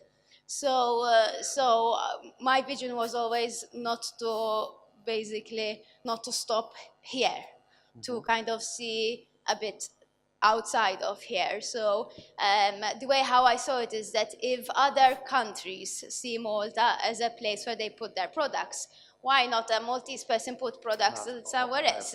So for me, it was like, it was never a question of, and unfortunately, there is still the stigma that local products are not as good as other, even though, yes, unfortunately, and therefore, yes, even though we spent a lot of years to actually educate the public about the benefits of using local to be sustainable. We also push the idea of refilling products, for example. One of the things that we push a lot, we actually not just produce natural products, but the idea of using to refill products, to bring your own packaging, to actually package goods there and then for you. In fact, one of the things that we're organizing is an event that we're aiming for a waste zero Christmas. So I commend that, actually. I come from the recycling industry. So yeah, so that's basically it. So you can bring your own bottle, you can refill a shower gel, a conditioner, whatever, a lotion, refill. They're reusing, you bring your own packaging. So that's one of the things. Products are eco-friendly, vegan, cruelty-free. So we push also the idea of a humane, and then there's ethics a lot involved. So apart from the concept, the selling of the product, there are certain things that we cannot avoid. Like, let's say, you are a taxpayer as well, so you have to have, and many of us have to have a knowledge of, let's say, the tax regime, the VAT. In your case, small business trying to, how you manage VAT things about the tax, etc. Well, basically, I ask the right people. to help me out with my forms, my taxes, and they guide me into how to fill up forms. I am not a very I'm not a deformed type of person. I'm not very good with numbers, really and truly. But I have to ask people, friends who maybe are in accounts and who are knowledgeable about it. So they So help you me. rely on third parties. Yes. I'm not saying that that is wrong, but because we have professionals to do so. But Yes. I have a question to Miss Marika Tonna from Business First, whom I'd like to ask her, because Malta, according to the World Bank, will be the most difficult place in the whole of the European Union in which to do business. In fact, it was ranked by the authoritative study as being the 84th easiest place in the world to do business out of 190 countries surveyed. First and foremost, I know that there was or there is a revamped business first model. How are we having, setting up a business? How are we easing up and make it for people like Charlene and also maybe for others to set up here in Malta in the least headaches possible? Before I go into what services we are offering, because we are working on 3 different levels to help people like Charlene. The World Bank report says we're the 86th with El Salvador. The World Economic Forum says we're 36th in the world, the first in microeconomic stability, second in trademarks in the world. Which reports do we believe? I don't go on reports. Unfortunately, it's based on methodology, one size fits all, works against Malta, but I won't start on the World Bank report. We did have 12,000 business births last year, so approximately 12,000 business births, so we must be doing something right. We can't be as bad as Kyrgyzstan, with all due respect, and Zambia, because that is where we are with the World Bank report. Now, going back to Business First, what are we doing at Business First? Last year, Business First was set up as a limited liability company. Shareholders are Malta Enterprise, representing government, and the GRTU, which is the Chamber for SMEs. And also, we are part of service.gov. How are we trying to help startups and established entrepreneurs? We are doing that on 3 levels. So we provide information. I think both the Malta Employers Association to MEAINDEX and ourselves, we appreciate the importance of giving business people information. Some of them do not comply because they do not know what the regulations are. So they come to us and we guide them. We have a number of journalists. We have also under one roof the Commissioner for Revenue, MTA, health authorities. So they come to us and they're all there. We guide them on the regulatory framework. We guide them on the incentives that are available depending on what businesses they want to set up. And we also tell them where to register. You know, there are online forms and we handhold. So I think that is a service which we're offering, and we're up to we help around 120 businesses or potential businesses per day. So we have 120 business contacts per day. We also very much involved with government on the promotion of e-services. We talk a lot about, the digital age, but let's keep our feet on the ground. There are a number of small enterprises, a number of micro enterprises who still think that the cloud is something up there where we get rain from. So we offer very basic services like, how do I get my EID? They're going to go totally online next year. So we need to handhold those businesses that are not so digitally able. And they do exist. They do exist. We help everyone at Business First. And we're also working on building the building blocks to continue to reduce bureaucracy, because although I myself criticize the World Bank report, we're not as bad as that. However, there's still a lot to be done. There are still a lot of regulations. We challenge everyone and everything. We ask a lot of questions. We're in contact with 32 different government entities that have some sort of contact with business. Some of them we're in contact with them daily, like the Commissioner of Revenue are actually housed at Business First, whilst others we speak to regularly as well, but maybe not as regularly as we speak. It depends what client contacts they have. So we're working on 3 levels. We're working on a business register because 2018 we do not have a proper business register in Malta. We're working on that. We're working on the sharing of data. So we're working at different levels. Thank you very much for that information. Now I pass on to Benji Borch from Anchovy. At the end of the day, Anchovy. What's Anchovy? Apart from a business venture, but why Anchovy? Well, we were brought up on the sea, so we have a very big heritage, kind of being at sea from a very young age. Actually, my first memories are actually being on a boat and getting wet and fishing. But we primarily wanted to create a name that stuck. So for me, a brand is something that gets stuck in the head, and it's something which poses a question. So Anchovy is not only a service company, we are a brand, and we have our own brand ethos. In fact, you managed to persuade me to ask it, because actually, Anchovy, it's cool, actually. You know, you are also public today. What happened at the time in 2017? Why you went public, you issued that bond, etc., etc.? So our story started off in our bedroom. So it was a typical startup from bedroom to garage. From there, kept on growing. And over the years, we were always approached by investors, local and foreign investors, who wanted to be part of our journey. But every single time they approached us, we never felt comfortable to bring them on board. And mainly not because of the amount of capital they were willing to invest, but because of their strategic input in the company. And we're very set in the ways we want to run the company. And we believe that our approach has what led us to where we are today. And the issue is that most investors, especially locally, the appetite on investment is let me come in, let me take a large portion of the company, and let me kind of tell you what to do. And the reality is that if you're an investor, it's the opposite mentality, because you should actually let the founders themselves keep on driving the company than you as an investor. So for us, getting investment on board, it just never really made sense. Going to the bank never really made sense. So we started looking at different vehicles on raising capital to keep growing. The company was bootstrapped from day one, so it was a customer-funded business. So we win a client, you get the work on, you keep growing and keep growing from there.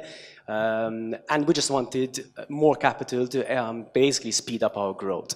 Anchovy's aim is to keep growing overseas, so we're now also present in Amsterdam, and we're growing steadily over there with some very good clients in the region.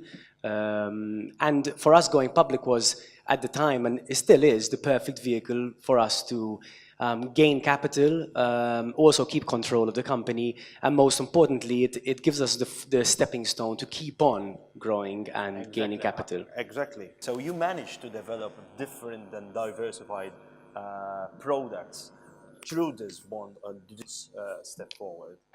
Yes, I mean, so we've raised €1 million as a bond, which was oversubscribed when we actually went into the market. And the main aim of that was 2 fronts. One is to grow internationally, which we're on track to do so. It's obviously much harder than it is on a business plan.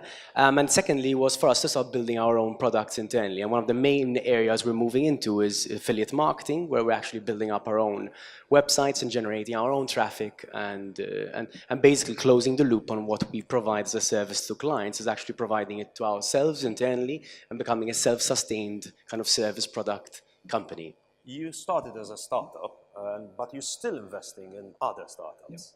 Yeah, so one of the biggest passions that we have is the startup atmosphere. For us, I mean, one of the most exciting things is starting something from nothing. So over the past 5 years since starting Anchovy, we've successfully started another 4 businesses in many different areas. So from cleaning to deliveries, to online bookings of restaurants.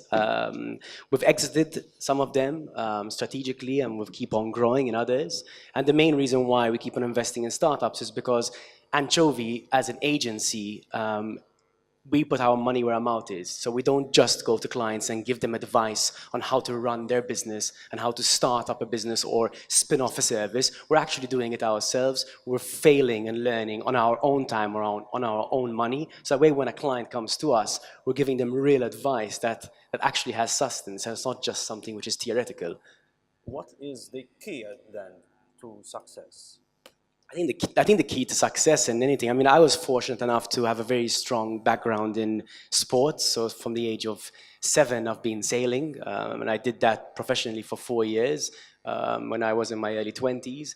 And I think the success to anything in life is being stubborn, and you have to keep pushing. I mean, success doesn't come overnight, and whoever reads about it or talks about it and keeps on whining about it are the people not doing it, and the people that are being successful are the ones that every single day are waking up and pushing through, whether it's a good day, bad day, and every single day edging just a little bit forward. A piece of advice to people here with us about being stubborn and being a good entrepreneur?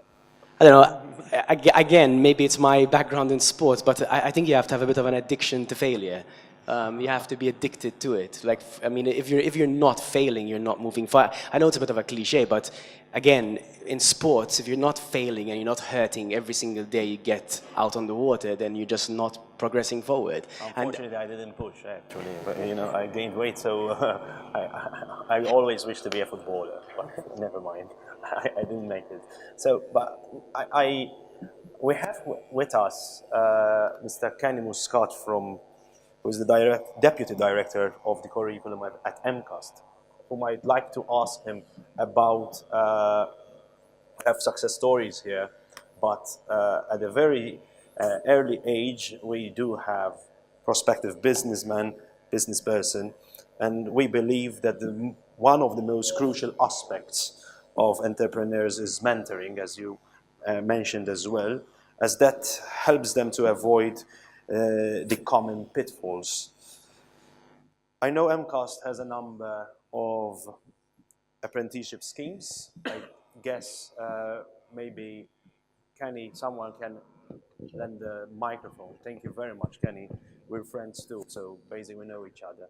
And so can you share with us exactly what is MCAST and how is MCAST mentoring new prospective business persons? So thank you, Sergio. I would like to start off by saying that, in my opinion, something that makes MCAST very special is the work-based learning experiences that we offer to our students. We have students studying from level 1 now to even level 7 at MCAST, and we are offering different experiences for students from level 2 to level 6. So level 2 students will be those students that have completed compulsory education, but unfortunately do not have enough qualifications to start a qualification that leads them to employment. So they don't have any O-levels. Level 2 students, we have work placements of 2 weeks during the year, and then we have level 3 students where they have apprenticeship. So level 3 students spend 1 year with us, but the first semester just at MCAST, second semester 2 days or 3 days at MCAST and 2 days in industry, followed by a summer full-time in industry as well. Level 4, then we also have a stronger apprenticeship because now they have to spend 3 semesters in industry, followed by 2 full-time summers in industry. And level 6, so degree students, we have internships of 5 weeks. These experiences, first of all, are offering the students a real opportunity of what it is like to be working in industry. So our students are not just studying, they are not just coming to lessons, lectures, workshops, whatever, but they are experiencing, all right? And we encourage them to reflect. For example, they have to fill in journals. What is it that they are finding challenging at work? What are their strengths? And we see students that, thanks to these work-based learning opportunities, they mature. Their attitudes change as well, right? Thanks also to these experiences, we have very strong links with industry, and we are continuously communicating with these partners. So from time to time, for example, we ask them what they would like to suggest as changes. So even our curricula, they are, I would say, of a better quality. They are more relevant. Okay. Something else which is also related to today's topic is the entrepreneurship. I think around 4 years ago, MCAS introduced entrepreneurship as a compulsory unit, both at level 4 and at level 6. In these units, students have to work together in teams, okay, to work on different projects. So they have to come up with a business plan, and then they present to prospective investors to see if they would like to invest in these ideas that they have. We also have the MCAS Entrepreneurship Center that is there to follow students not just while they are studying at MCAS, but even after they finish. So now we have acquired some space at Cordine Business Incubation Center, and we have mentors there that are guiding the students to now work really on the business idea that they have. They offer space, they offer advice, links to who they have to contact to register Any the success company. stories there? Definitely. Unfortunately, the numbers are small, and we have just started. I would say that most of the students prefer to find a traditional job, but this is also changing. After they finish their studies, they are, yes. Do you find it easy to collaborate with the business industry in this regard, where there are apprenticeships and Definitely. Unfortunately, we don't have enough students to fill in all the vacancies that we have. And normally it is the smaller companies that find it even harder because, for example, we have 20 students in a class and we have 30 vacancies. We expose these to the students, and then they apply according to their interests. And normally the students, some of them would be inclined to choose the larger companies. So that is a challenging that we have to work on in future.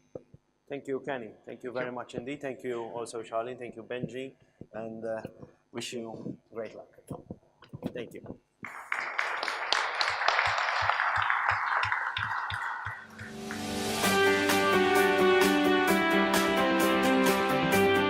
Charles & Ron.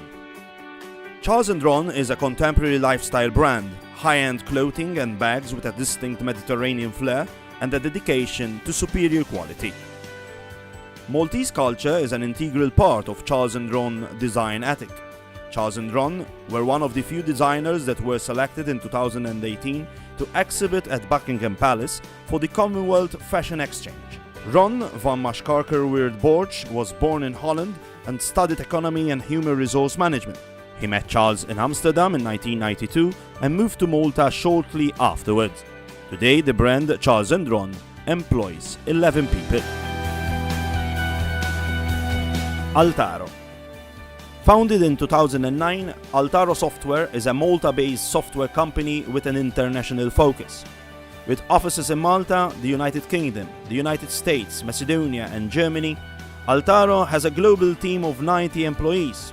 The company counts more than 40,000 businesses located in more than 120 countries as its customers and operates through a worldwide network of more than 7,000 partners. As a co-founder and chief executive officer, David Vella has led Altaro Software since the company was founded in 2009. David possesses an entrepreneurial mindset with a strong getting things done attitude.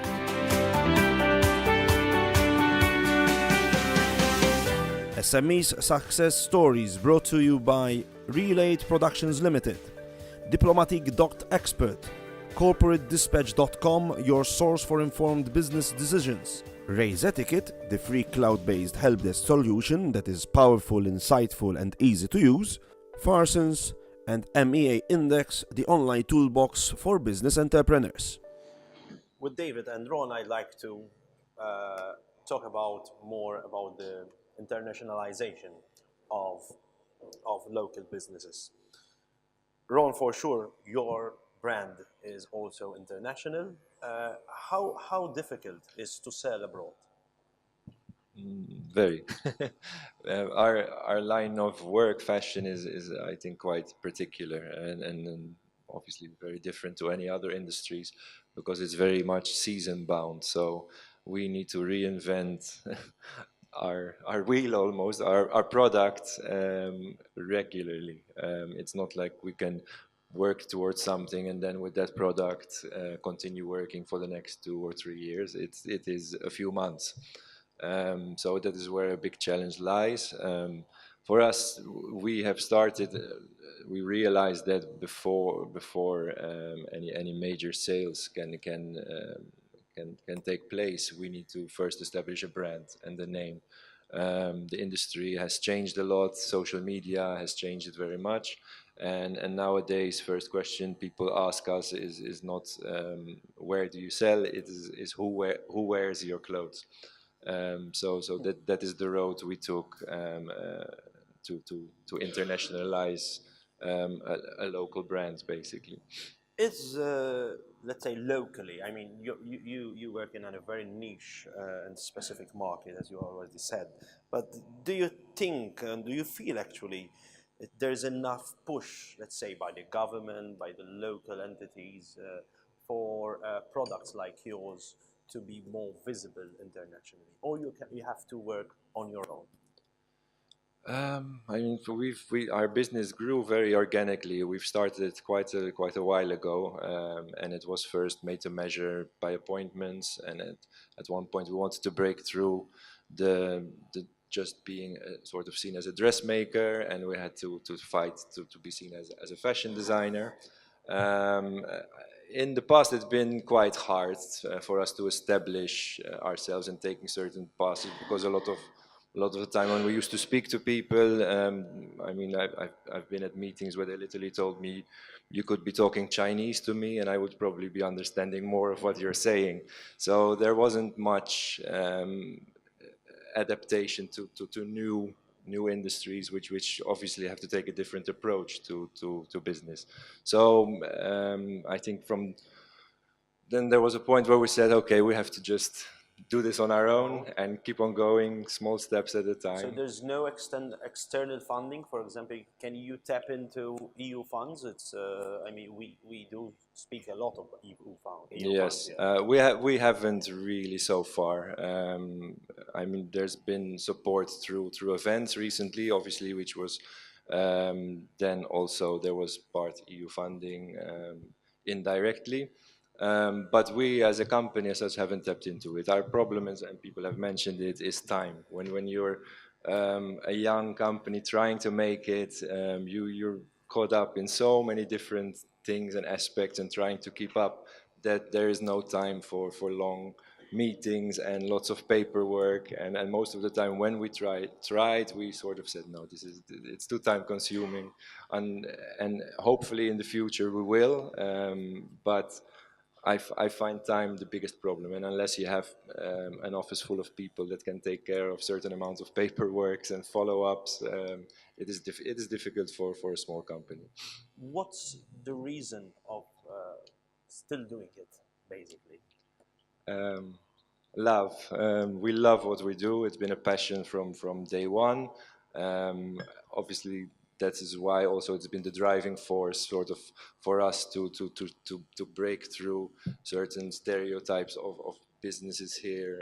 Before it was unheard of to have a Maltese fashion brand and people actually buying into it. And I think that has always been our passion to sort of say, hey, listen, we have something here, a talent that is just as good as any other brand out there in the world, and it needs to be seen, and it's worth for people actually spending their money on as well.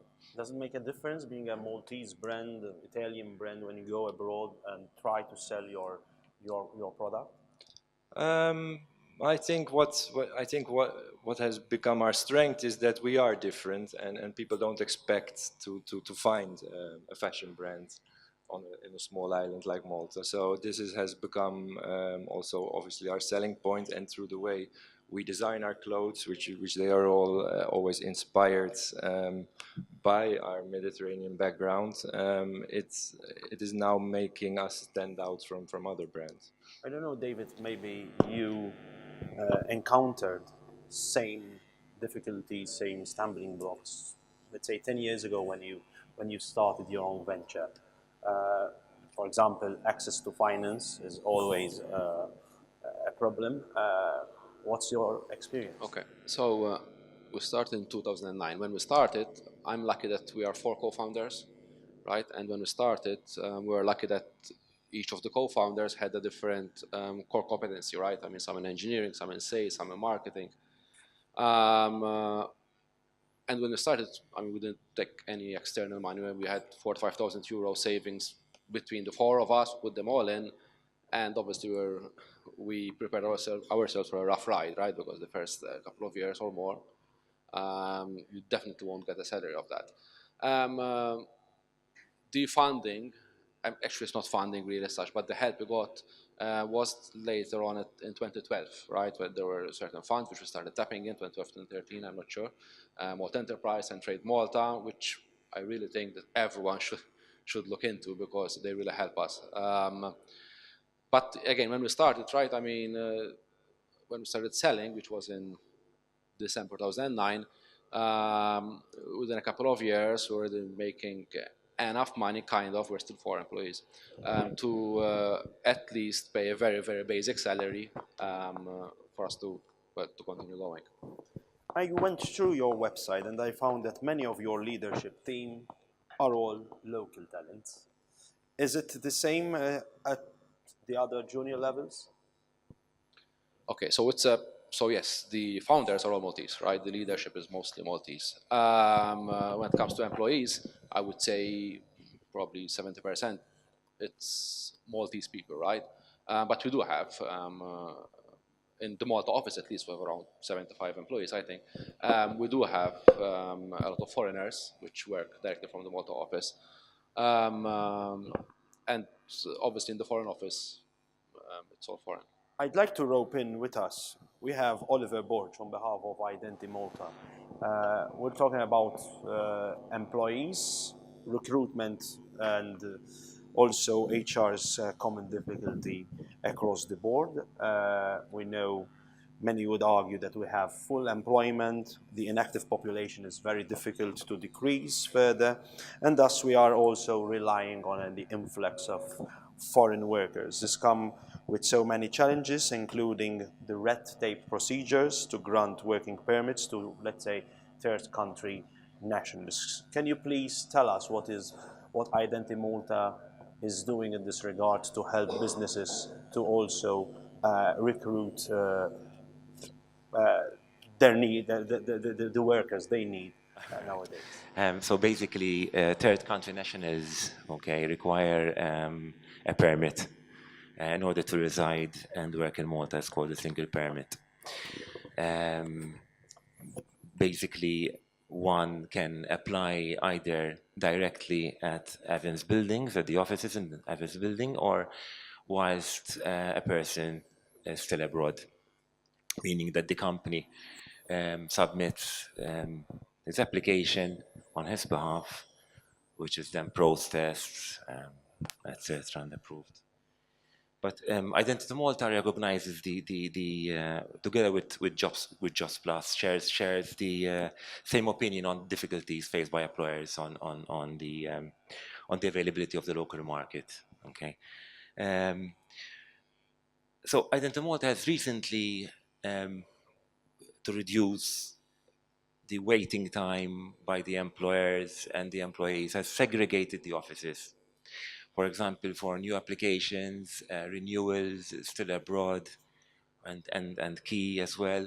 Basically, this has proved, has received a very positive feedback by everyone.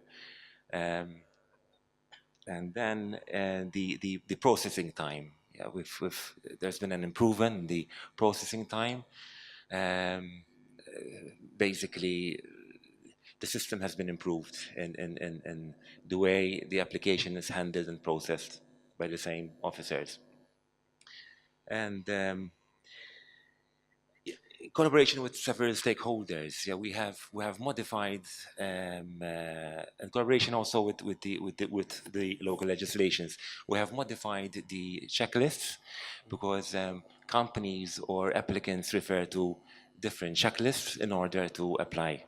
Okay, so these checklists have been modified, like a text form has been removed, replaced by an FS3 and payslips and others. Also, yeah, we also provide services like we used to do at MEA, Water Employers Association offices, and we still do it at Business First. We receive applications at their premises and can also call directly at the employer's premises. It's called an outreach service. Okay. Employers prefer to remain at their offices where their applications are seen and handled there, obviously, instead of joining others in the queues. Basically, Identity Malta has seen quite an increasing numbers in applications of the key initiative. This is for mostly seen by gaming companies because this is a fast track. This is a fast track method for those who receive certain salaries. This is processed in practically between 5 and 10 days. Discussions are in place for these initiatives to be sustained and developed further. We have our customer care receives hundreds of emails every day. So basically, we are doing our best to improve. Thank you very much. I don't know whether any one of you would like to point something out on recruitment and human resources. No, so yeah, David, for example, I've read and I also highlighted that you have over 40,000 businesses worldwide who trust Altaro. That means that you only cater for the foreign market. How is the local market? Well, we have over 40,000 customers. I think maybe we have 20 or 30 in Malta. No, but that was by design. When we started, we knew that the only way we could grow is by selling internationally, which nowadays is great because through the internet, right, you can reach to many, many different channels, different businesses for them to try your product. I'm asking this because I'm told we have a representative of the Malta enterprise. I don't know. Yeah. So, and I'd like to ask how Malta enterprise is helping Maltese businesses to go international as well. Are there any schemes, incentives, help in this regard? Malta Enterprise primarily right now, as things are, the incentives that I will explain are administered by our partners Trade Malta, which has been actually quite recently shifted responsibilities. The package is trade promotion. Within this trade promotion, there are a number of different incentives, all with the aim to facilitate, to help export initiatives. One of them being the most, I think, common, mostly in demand, being the one to take an active part in fairs, in trade promotion. So actually, we mean by that a company has to man a stand, has to have a stand, and obviously we as Trade Malta, Malta Enterprise, we co-finance the whole cost. There are another packages, like for example, assist to have an export plan and a manager specifically to help in the export initiatives. Besides this, as Malta Enterprise there, being quietly involved in a number of EU fora, EU programs, and lately we recently introduced a new incentive, being the Cooperate for Growth, in order to actually fill up a gap that we realized there was, in order to assist further initiatives for export, primarily being mostly to facilitate brokerage events. So actually there are a variety of assistance incentives to help SMEs participate. All we ask is to contact us prior in advance to check for them the best available package. And are businesses coming over to Malta Enterprise every day to It's twofold, I say. Sometimes, yes, there are businesses which, I mean, have the experience and come again, and obviously, we sometimes, obviously, through our work, I mean, which we do regular meetings, we promote further, we encourage and facilitate the participation in such incentives. And David, your fairs. advice to businesses, not necessarily like yours, but to make that step forward and internationalize. So you mean, I mean, how to go international? Exactly. Well, obviously, I mean, first you have to have I guess, a product To sell. which can be sold internationally, right? But I do think that most of the time it's about not having the knowledge of how to sell internationally, right? I mean, if it's, I mean, specifically starting from, I guess, from marketing, if it's digital marketing or other types of marketing, which might help. However, I do think that they should reach out to specifically, it could be Malta Enterprise and also Trade Malta, and we'll guide them to find a way how to do how to get there. However, I think the most important step is how to get your product or your service ready to kind of be packaged, right, and to be sold internationally. I mean, it's not an easy thing. I think, but not impossible, right? Oh no, not at all. No. You just, I mean, have to productize your product so that it can be delivered easily over, well, not or either over the internet, depending on what the product, right? And especially when it comes to digital marketing, I think you need to give a focus there. David, Ron, thank you very much indeed. We wish you luck. Thank you very much. Thank you.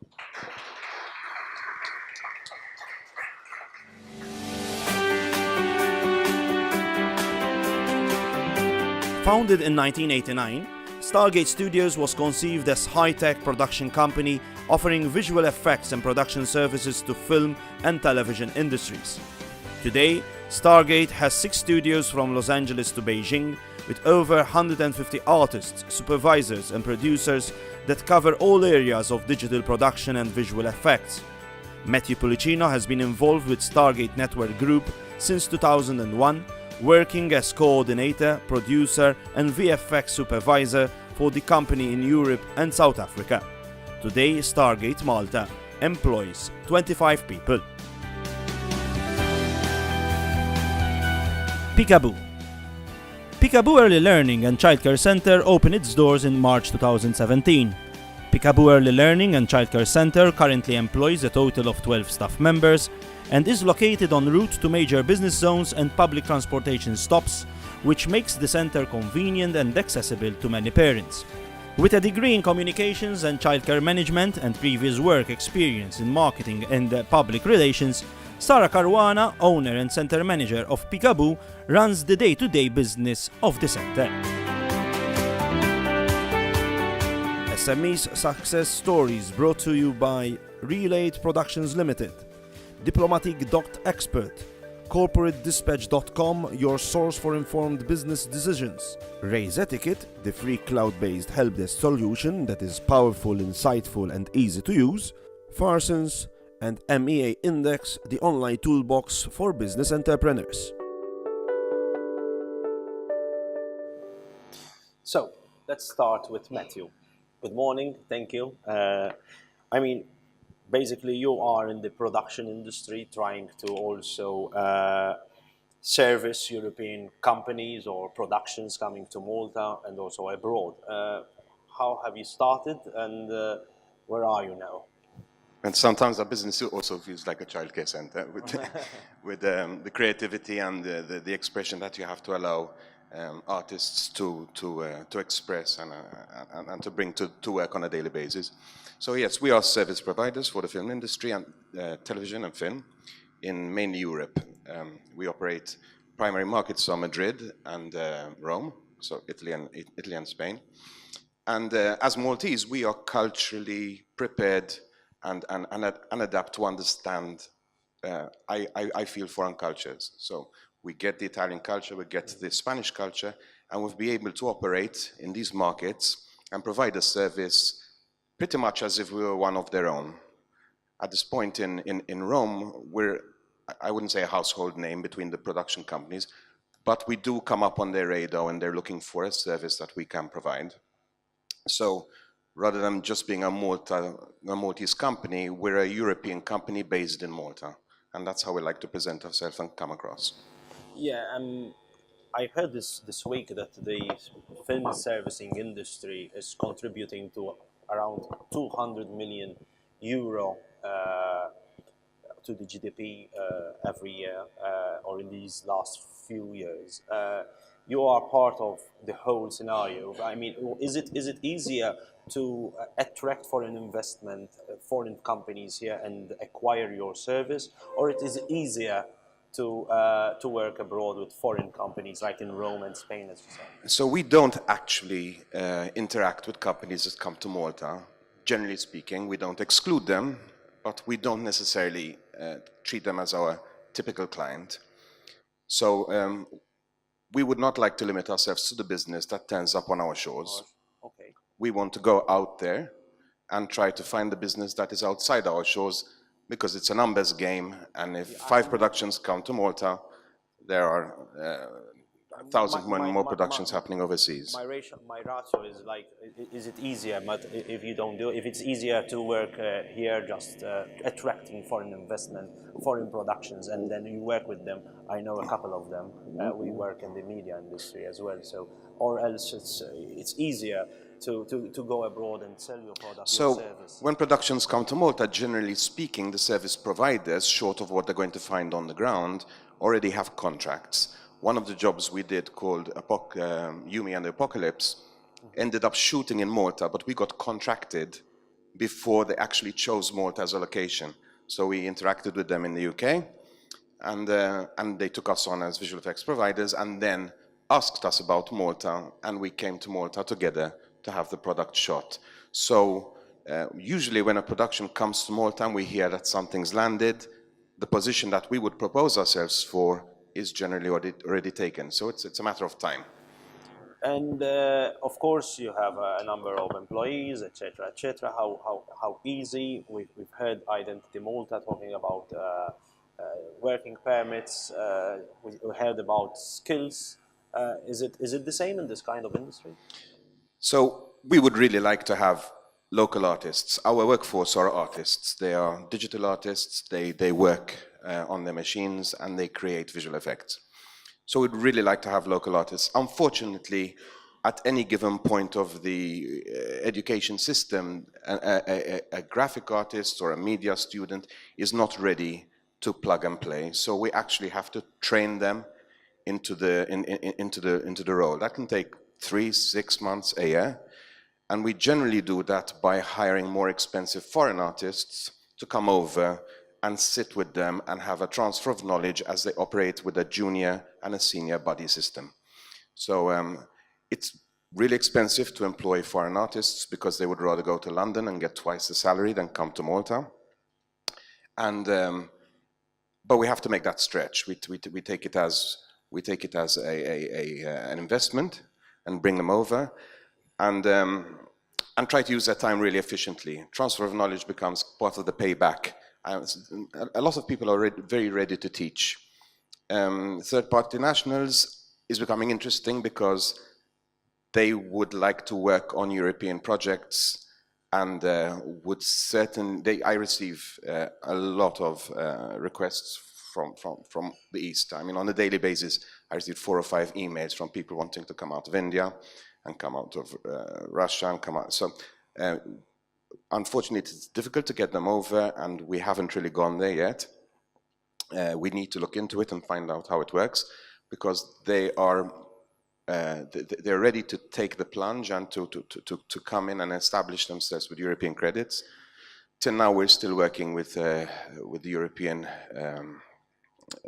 talent pool and trying to build the local one in the meantime. Local one is still building up. Well, at times you get to a point where you have a number of local artists, but job retention is really difficult. That's because another issue. We lose them to gaming pretty much as Peter from Brandwagon said. We can lose them to gaming, and you may lose somebody you invested 6 or 7 months of training in, because he now pops on the radar and is headhunted and taken to another industry which we absolutely cannot compete with. Is the problem local, or they just go abroad? No, it's local. It's 100% local. The money talks and they go. And one final thing, maybe I asked this already, but there are certain regimes you have to follow, the tax regime, maybe environmental, maybe you import equipment and all this. Is it a headache for you in this kind of industry? I don't know how. So in starting up the business when we were really small, I was looking at the boats on the wall. So like, you know, the smaller ones when you start up are quick, flexible, but easy to capsize, turn over. We've made many mistakes when we were small. At a certain point in time, we took on a decent contract, and I got a couple of professionals, because as entrepreneurs, we are not businessmen. We have a business gut. I mean, let me speak about myself. I can't speak about everybody. We have a business gut, but we don't necessarily know how to make the most diligent decisions in the workplace from a financial and legal aspect. So you need professionals to guide you in that area and to consolidate you and to make you stronger, a stronger vessel to take on a bigger job or go out into wilder waters.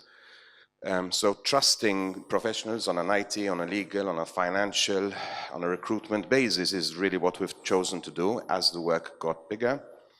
But then, you know, when the trade winds aren't blowing, you go to the oars or Of course, of course. Well, thank you, Matthew. Thank you.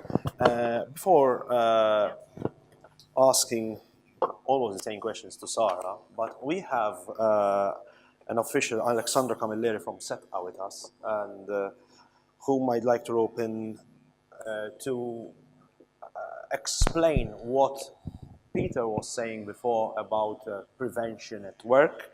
I know SETA has a prevention strategy at the place of work, focusing on raising awareness on substance abuse. There's a roll-up banner over there I was looking at in the morning. It's called, and there's also a program called SAFE. What's this substance abuse free employees program, please? Good morning, I'm Josiana Zoppardi from Agenzia SETA. So, Excuse me for that. Okay, it's okay. The SAFE program, it's a prevention program that is implemented at the workplace. And it consists of 4 phases, basically. The first phase, there's an exhibition phase that is set up, as you said. And we expose even preventive material with it. Then there are sessions for managers and frontline supervisors. The sessions that we implement are a session about alcohol and its effects, a session about drugs and their effects, a session about stress management and how to approach the problem employee. That is for the management level. Then we have other sessions for preventive sessions for the rest of the employees. We have sessions about alcohol again and about drugs also, but we have other topics basically. The last phase would be then to encourage the particular workplace to implement a policy about substance abuse and gambling at the place of work. So in case they have somebody with these problems, they would have proper procedures in place that they can implement actually. The SAFE program, it has been going on for the past 22 years, and we have reached about 24,000 employees since it started, so it's quite a nice number. And those who are interested to collaborate with us, we are looking forward to collaborate with you to implement this prevention program on your place of work. But as SETA, apart from the prevention services, it's good to know also that we offer care services. So we offer care services to persons who have alcohol, drug and gambling related problems, and also to their significant others. So it's not just for the substance abuser, but also to their families. How do you work closely with businesses? So in case an employer refers an employee to us, we can do what we call the therapeutic contract. Does that happen? Yes, businesses do. come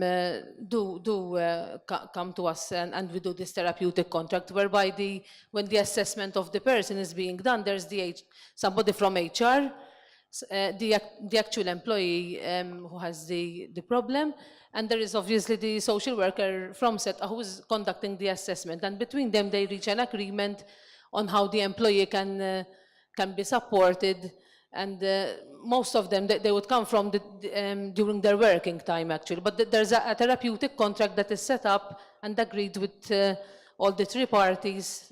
Basically, that's the way we do it. Thank you very much indeed. I think that is new information to, I don't know, many of us. So thank you very much for your services. Thank you. I move on to Sarah. Sarah, thank you for joining me today. Peekaboo. I mean, it's a nice word. I mean, and Peekaboo Childcare Center. This was, I think, established last year. It was established in March 2017, so almost a year and a half. So obviously, you're a new business. Yes, I'm a very new business. Basically, I was previously employed for a number of years, for 10 years. I graduated in 2007 in Communications and European Studies, and obviously pursued a career in that. Obviously, since my graduation day up till 2017, many things had changed. I got married, I had a child, and within the workforce, I found it very difficult to have a flexible job because obviously my needs my obligations changed a little bit. And it was then when I obviously needed to reinvent myself, basically. I needed to reinvent myself because no employer, unfortunately, locally, was very flexible with offering a flexible job for a working mother. Because of that, and also because obviously I had my own child, I started studying childcare and development. I found that it was something which really, really interested me. So after that, I continued studying with childcare management, obviously with the scope of setting up my own childcare center. And then finally, I managed to set up myself. You raised a very important point because you're saying that no employer would be so flexible to give you the opportunity to continue, and then you just opened your new venture. I think. I mean, this time the flexibility at work, family-friendly measures, and all this. Yes. I think in the business industry, I mean, we have to also think about and reinvent things, how to do them, because here we have unfortunately, yes, we have a hands-on experience, and then going to another opportunity that is. Unfortunately, I think that most employers locally find it very difficult to not. I wouldn't like to use the word accommodate, but to help out and be more. Have more family-friendly measures. Ultimately, I believe that if obviously an employee is being assisted with any of her needs, her work is going to be still very productive. So rather than working in an office from 9 to 6, there might be more flexibility with managing your own time, but ultimately still producing the work that you should produce. So that was a challenge for me when I was an employee myself. You're still in the beginning. I'm still in the beginning, yes. What are the challenges you're facing at the moment under different regimes, under different compliance rules and regulations? The care industry is very rigorous in that sense. The care industry is first and foremost a very stressful job. Because from my end, I have to make sure, one, that I'm fully compliant with all of the rules and regulations, because I am looking after very tiny children from the ages of 3 months up to 3 years. So I have to be fully compliant to make sure that obviously nothing goes wrong. The lady who just mentioned about the set, yes, that's obviously, I just got to know about that now, and that's also very, very interesting and very helpful for us, because we need to make sure that the people working within this sector are the right kind of people. So that's another challenge. I take all measures, but obviously this is another extra measure which is very helpful for us. But then there are obviously daily challenges. I mean, we meet people with different mentalities. If our nursery is promotes certain things and maybe parents might not approve of, so we have that challenge in order to help parents understand that this is the best thing for the child. Challenges with my own team, ensuring that they work together well, because if the team doesn't work well, then obviously everything will break down and fall practically. So I have my duty of care towards the children, but I also have my obligations to make sure that my team is working efficiently. Keeping them updated with any changes that are taking place, providing continuous professional development. That's another important thing, because obviously in this field, in this sector, things change so much. I mean, back 40 years ago, practices were done differently than they are today. So we have to keep abreast with any new strategies. Yeah, for sure you mentioned you're a mother, so basically you maybe might end up having a family business one day. And with us today, we also have Dr. Nadine Leah, who speaks on the implementation on the Malta Family Business Act. And we all know that it has been long recognized that family businesses are indispensable asset for Malta's economic prosperity. And family businesses generate economic growth, employment, and provide lasting stability. Minister Cardona mentioned something in this regard as well. Having said that, how many registered family business so far do we have? And how this implementation going? I know it's a new piece of legislation. So the Family Business Office has been established for the last year and a half. So it's a startup of its own kind, dealing with the most established of businesses. The registered family businesses are those who have applied hands-on for incentives, and we've reached now 100. But apart from that, we have over 300 who've applied for other incentives that didn't require registration. But aside from that, because what we promote is not the come and, to go off with the shopping trolley and take all the incentives. I mean, the incentives are financially and from a governance perspective, they're very attractive. But what we actually promote is the sustainability of the business. And in that respect, the contacts that we get have doubled, especially this year. Every day we're contacted by a new family business. Every day we get emails from either new professionals or new family businesses. So it's taken off a life of its own to help and assist family businesses hands-on. And can you elaborate how can family businesses come to you, and what type of incentives do you have for businesses here present with us? The scope of the Family Business Office is, again, we're not just there to administer incentives. We're there to specifically assist a niche sector that's been, unfortunately, never been addressed. This is not just in Malta, this is absolutely everywhere, all over the world. And fortunately, we're very much into promotion of, have a business, make it strong, make it wealthy, pushing the startup. But we very much, unfortunately, don't take note of the fact that the majority of all businesses are family-owned, and they have specific problems.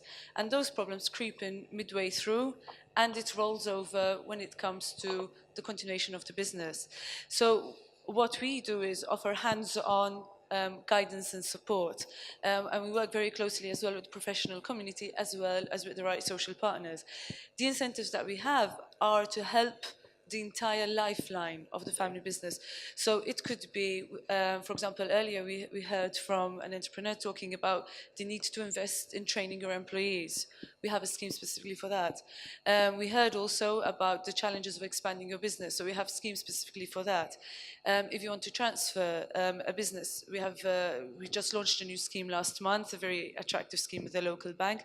But the idea of them all is to help the family business engage with the particular difficulties that they have to face with dealing with family members, which what we've also found, family businesses, they are the ones who will offer the right flexibility, as in the case, as Ms. Corona is saying.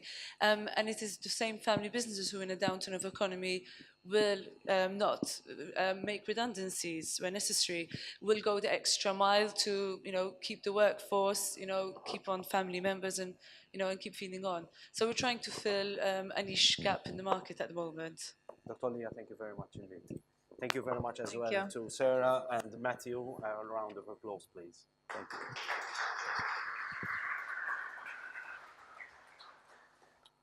So those were the 8 interviews we had, but now we can open a little bit the floor.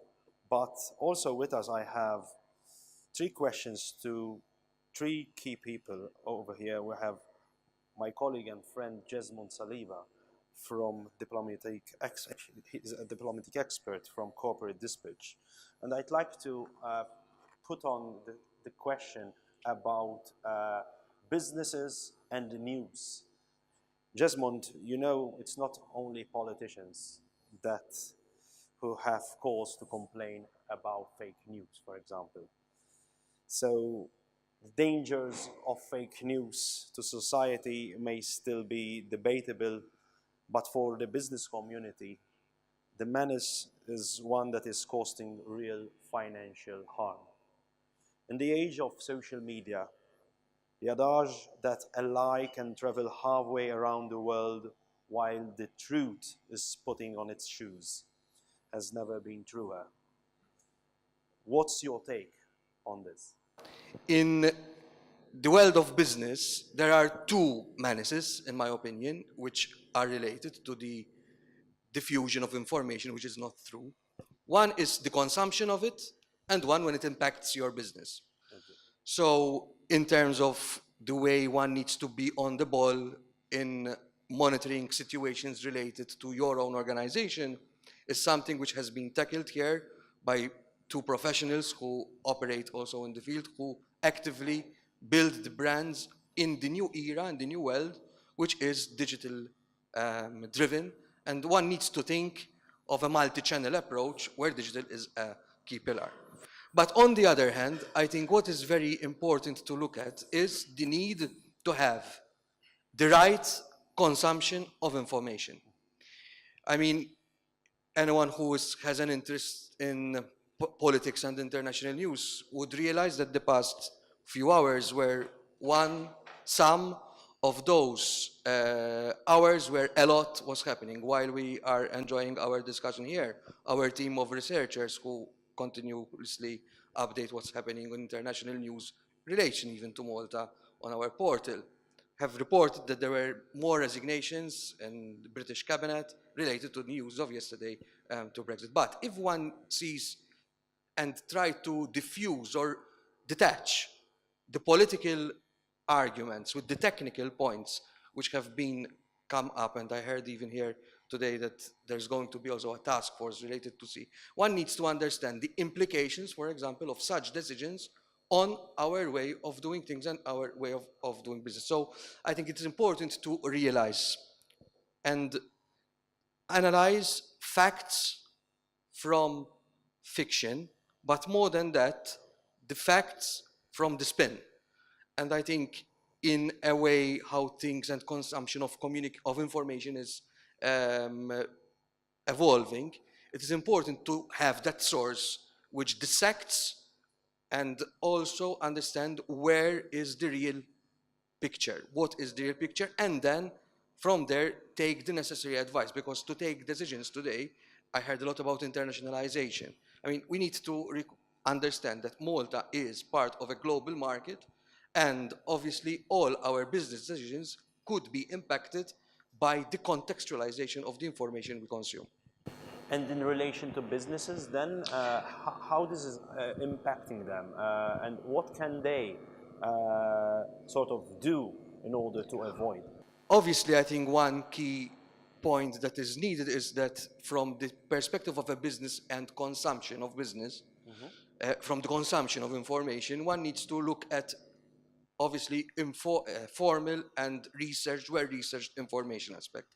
When it comes to management of reputation, one needs to obviously be a lot on the ball and thus deploy tactics which keep monitorage, but also which keep the right reaction by being authentic to your offering and also by being authentic to the information that you promise to your customers, so that at the end of the day, the way you build your own brand and your own product will be also disseminated and experienced online, offline, and whether it's at the table or at the service you offer. Thank you for your advice. Thanks. We have also with us Ms. Olivia Farrugia from Jobs Plus, and I'd like to ask about businesses employing people with disability, and how can people with disability can support the economy.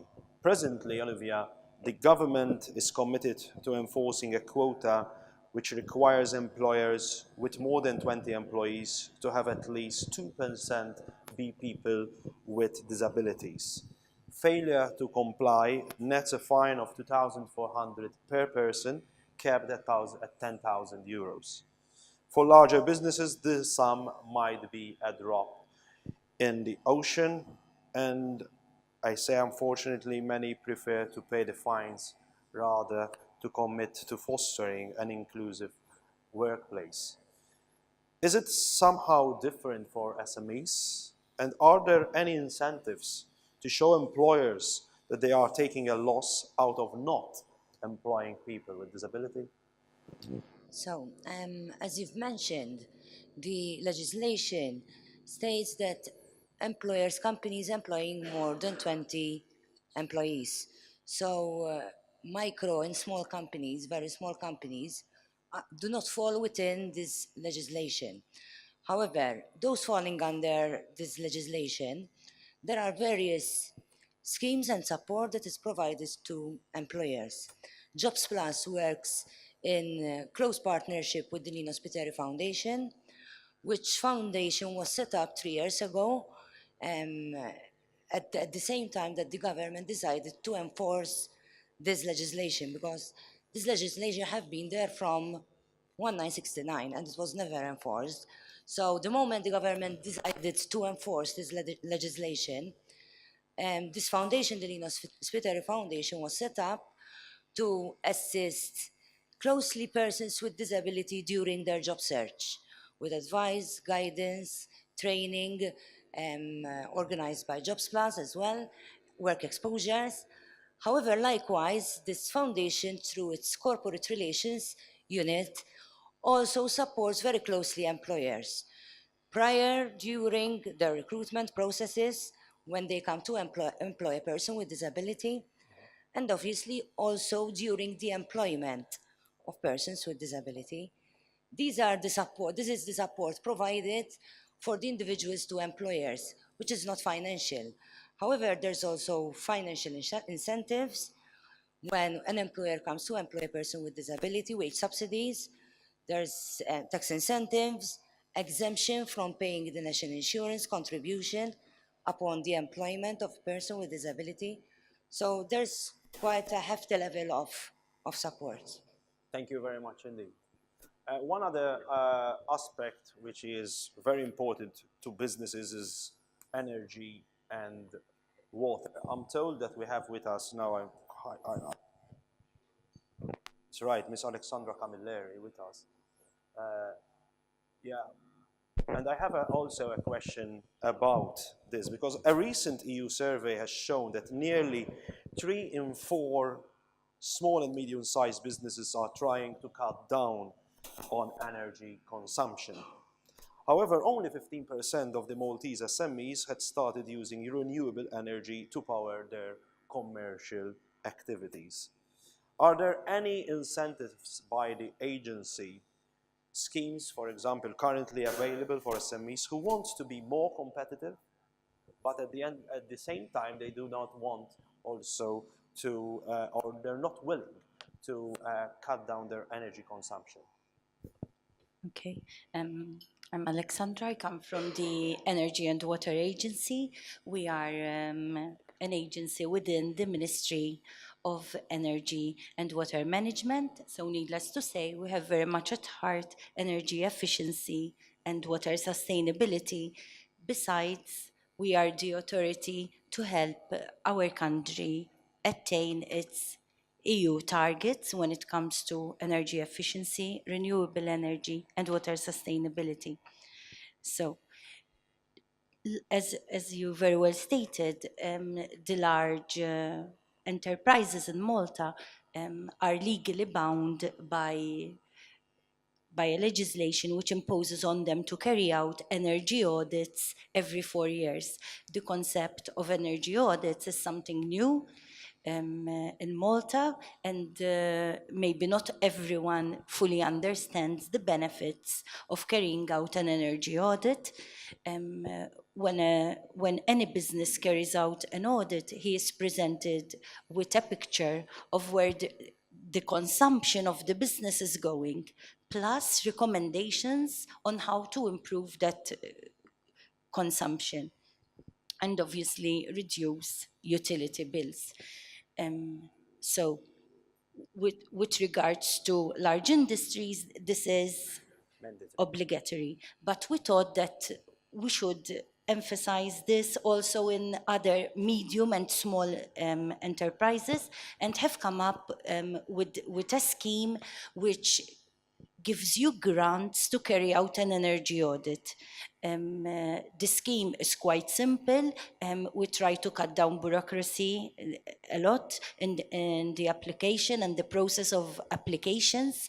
And according to the size of your organization and company, and according to your NACE code, you get a different grant. They vary between 1,000 euros and 5,000 euros, which should fully cover the cost of carrying out an energy audit. Following that scheme, once you have the audit report and with recommendations from your energy auditor, there is another scheme which we are running together with Malta Enterprise, whereby you can apply for tax credits this time to actually do the investment to implement those energy efficient recommendations. When it comes to water, we also have another scheme which is being run by Rose, where you can get grants to do domestic wells restoration. Okay. And what about the take-up from businesses from small businesses to these schemes, not on water but on energy audits, for example? Okay, so far we have assisted 11 SMEs, and they are in the process of carrying out the audits as we speak. And in general, we can off the cuff say that on average, each company gets recommendations of improvements of up from 10% upwards, more than 10% savings in energy consumption. And of course, this scheme is open to many more. Of course, we encourage SMEs medium and small enterprises to come forward and sit to this energy audit, because at the end of the day, there are savings in vigor. Thank you so much indeed. I know we have some time. Maybe any one of you would like to raise a point or ask a question to our guests today. If not, I'd like to invite now Anton Borch from MEA to present the MEA Index and this initiative for all SMEs by the Malta Employees Association. Thank you. MEAINDEX, the online toolbox for business entrepreneurs. As main leader partner, we've got the Malta Employees Association. As main supporting partner, we've got the Malta Communications Authority. And as the main collaborative partner, we've got the Office of the Commissioner for Simplification. Then we have also other collaborative partners, which are MCAST, MCCAA, the Family Business Office, Service.gov, Jobs Plus, Business First, the Ministry of Economy, Investment and Small Business, META, and Corporate Dispatch. So far, within the MEAINDEX, we have already 173 entities within the directory of this online portal. MEAINDEX was initiated in September 2015.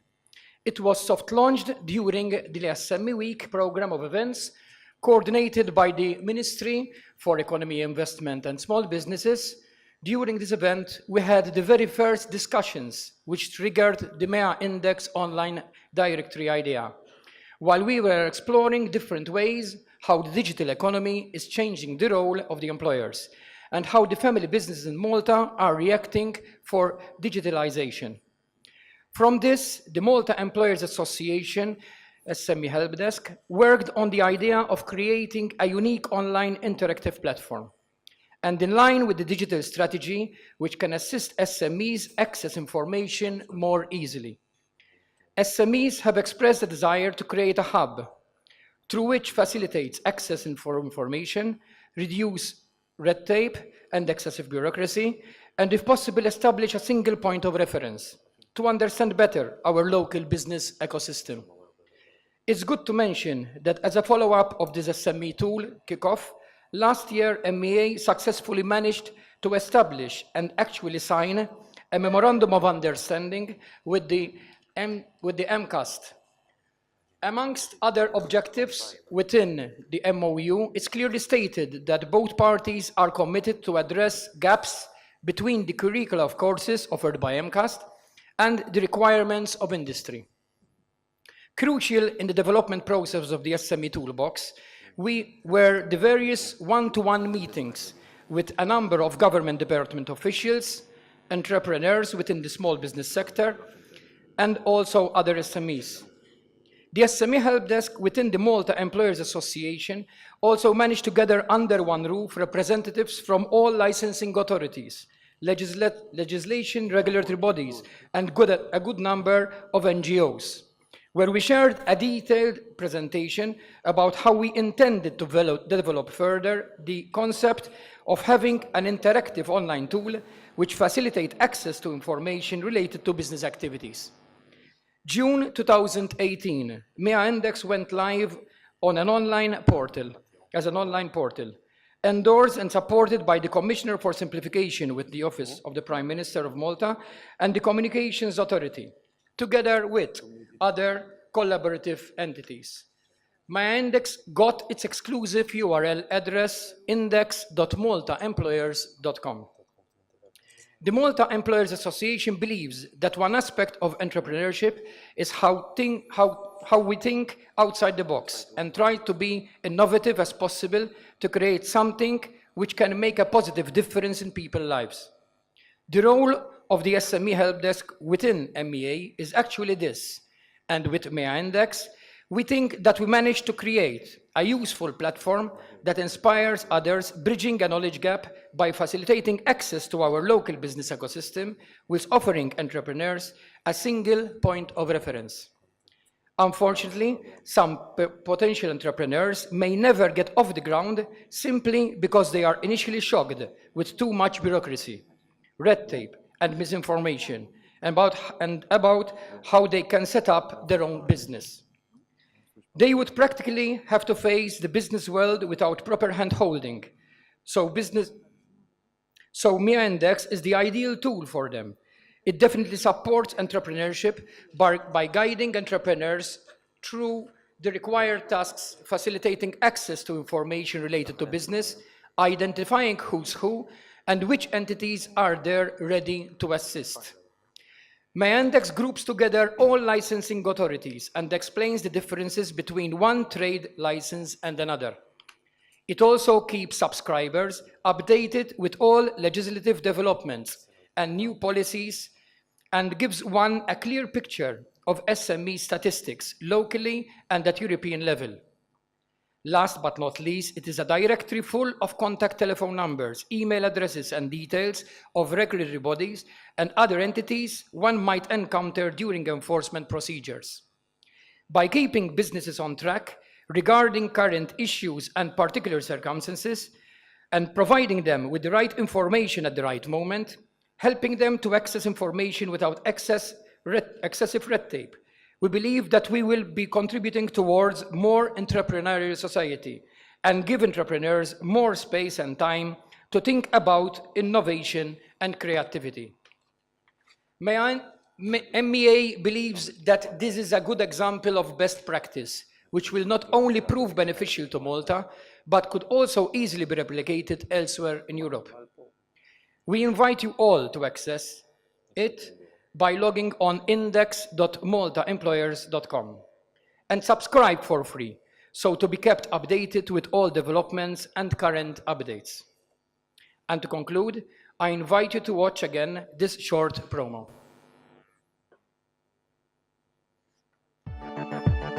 If you're a potential entrepreneur, a startup, or an SME, now here's a new platform that simplifies your local business ecosystem.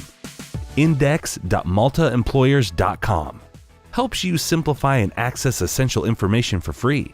Be entertained with a unique directory of licensing authorities, government and non-government entities, business-related NGOs and associations, together with a comprehensive list of available schemes and assistance. A unique think tank and a checklist process that offers a step-by-step guide to start your own business. Your first steps in life are a mirror for a sound future.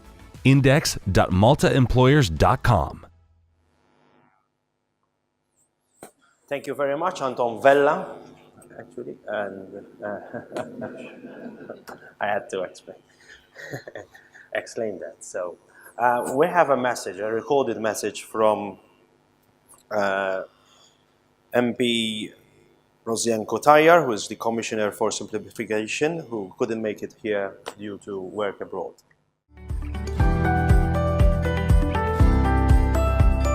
Din hija inizjattiva li teduka iżda jekk xejn tigwida lill-komunità kummerċjali ta' pajjiżna jekk inti żagħżugħ, jekk inti mara jew raġel u taspira li tiftaħ l-ewwel negozju tiegħek, issa ħanagħmlulek il-ħajja tiegħek aktar faċli billi nwieġbu id-diversi mistoqsijiet tiegħek u nigwidawk matul il-proċess li inti waslek biex effettivament tiftaħ l-ewwel negozju tiegħek.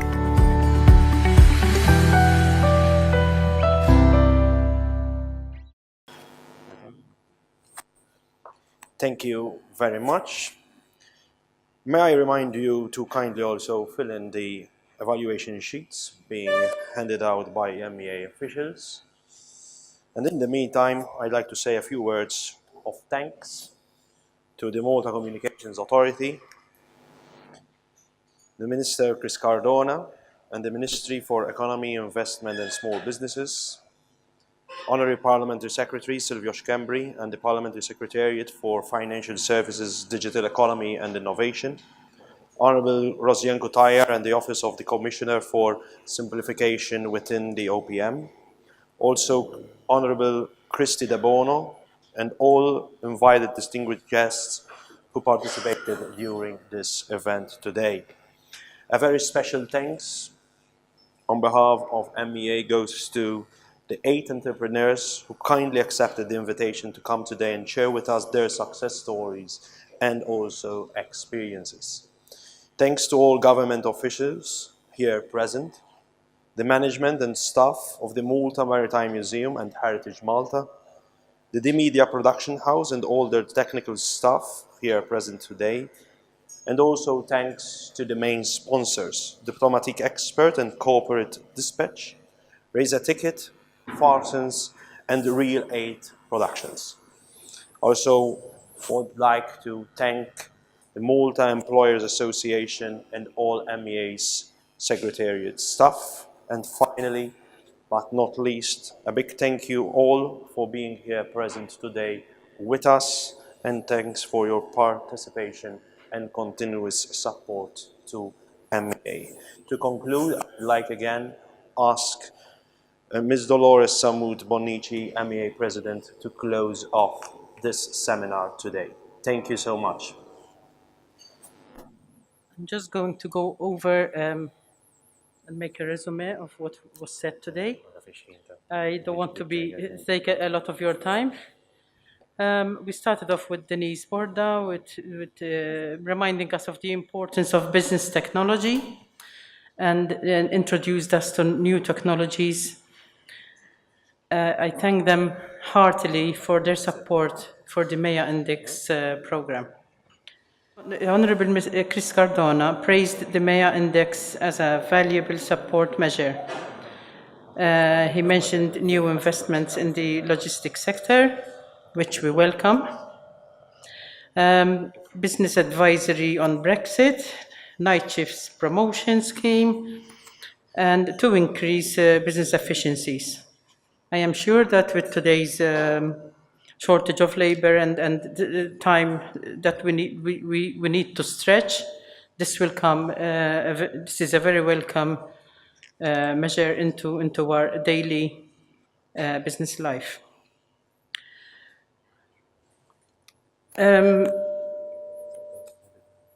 Businesses need to be worldwide, and the commitment to assist local businesses to achieve success. We thank our Minister for this. Parliamentary Secretary Silvio Scambri reminds us of blockchain and its momentum and the attraction for investment. Technological applications to excel further in efficiency, e-Businessify to help businesses go online, and a world-class digital platform. Honorable Christy Dabono mentioned the need for a digital culture and mobile workforce, and the importance of lifelong learning and creativity in our education system. She also mentioned the need to eliminate bureaucracy. MEA's proposal was mentioned as well to address the population growth and the changes it brings with it. Banking sector's challenging new requirements, which I'm sure are bothering all of us, but we have to deal with it.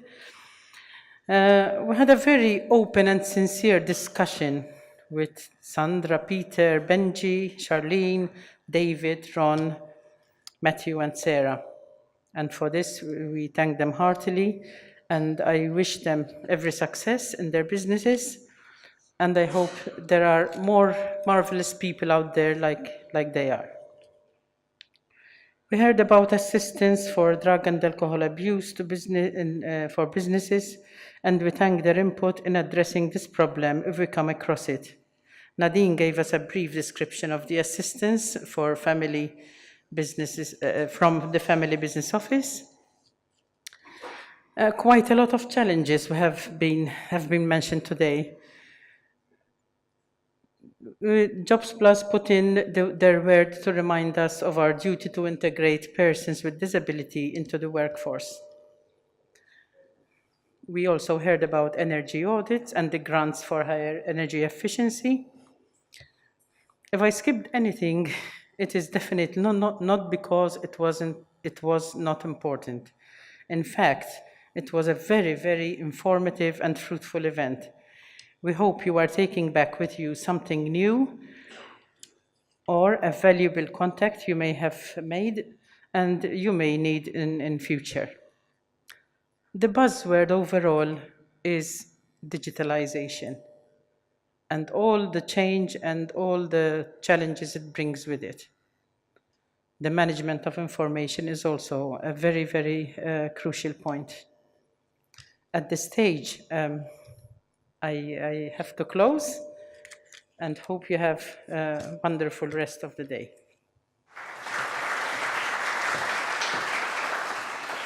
SME Week Malta, Event organized by the Malta Employers Association with the collaboration of the Malta Communications Authority and the Ministry of Economy, Investment and Small Businesses.